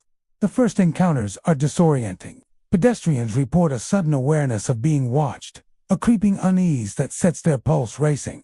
When they look up, the figure appears, dark and solitary against a night sky, staring downward at the opera house and the street below. There is no movement, no gesture, yet the gaze is intense, unnervingly focused, as though the figure sees everything. Those who attempt a second glance sometimes find it vanished, dissolving into mist or blending seamlessly into the shadows of the roof.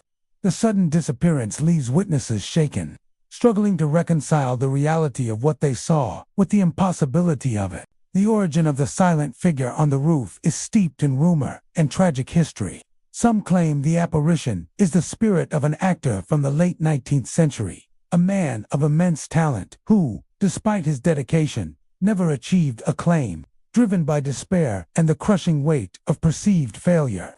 He is said to have climbed to the roof one night and leaped to his death, his fall witnessed by no one. Over time, stories grew that his spirit lingered above the opera house, not in malice but as a reflection of the anguish that claimed him. Locals maintain that the silent figure is not merely haunting the building.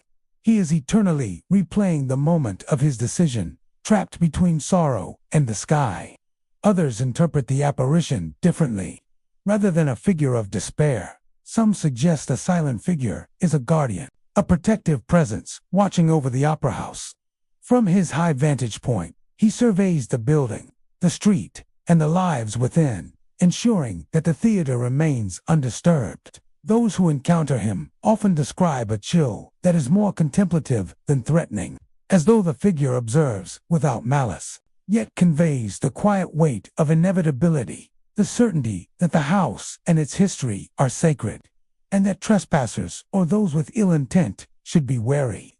Witnesses universally describe a profound psychological effect. Even those who know the story in advance often find themselves frozen in place, staring upward at the figure. The chill that accompanies its presence is immediate and visceral, seeping through clothing and into the bones. Heart rates spike, a cold pressure seems to hang in the air, and an inexplicable sense of being judged by something not living, not mortal overwhelms the observer.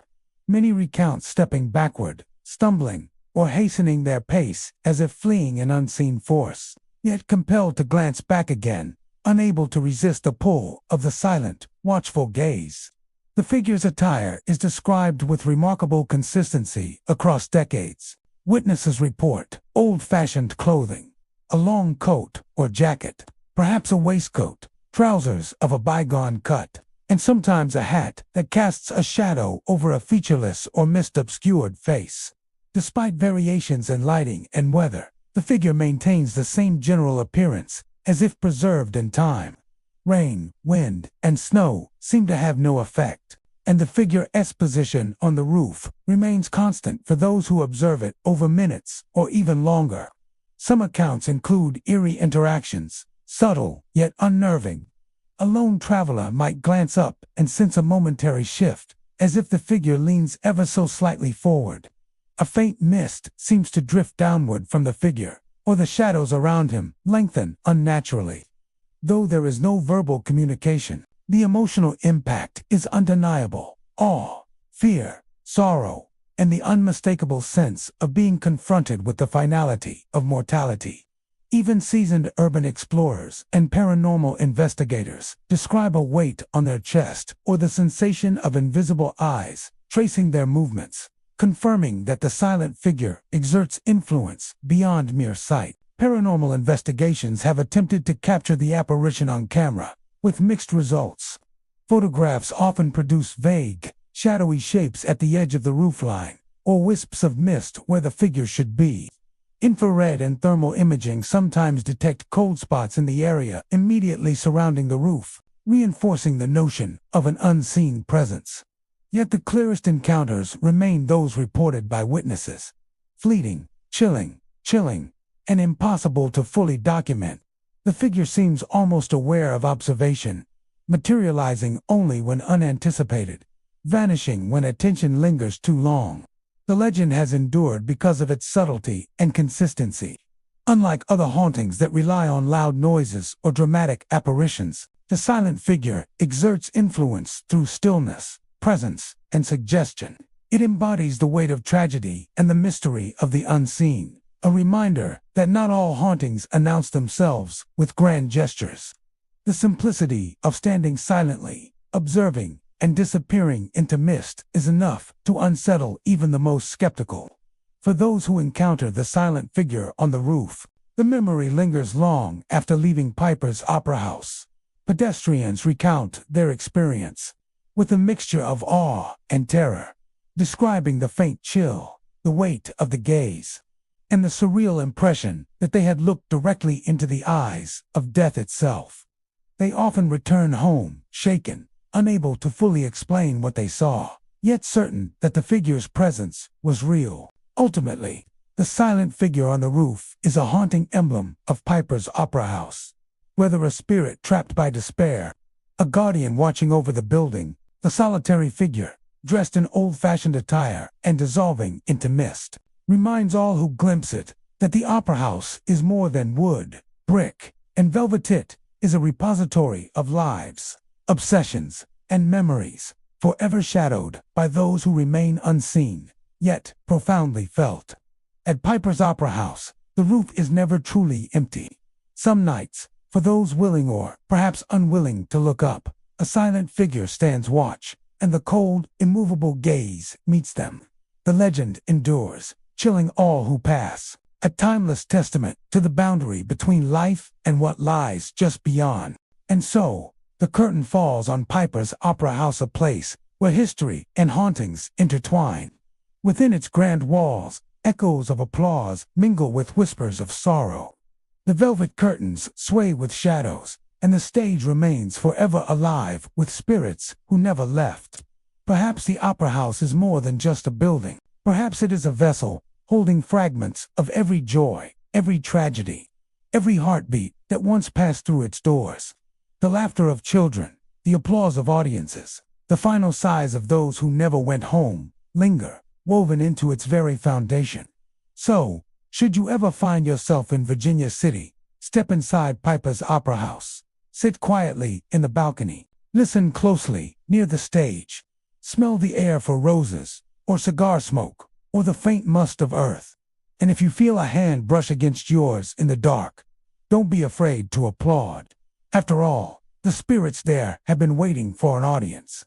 Until next time, my friends, keep your lights low, your hearts steady, and remember, some theaters never close, and some performances never end. Sleep well, if you can.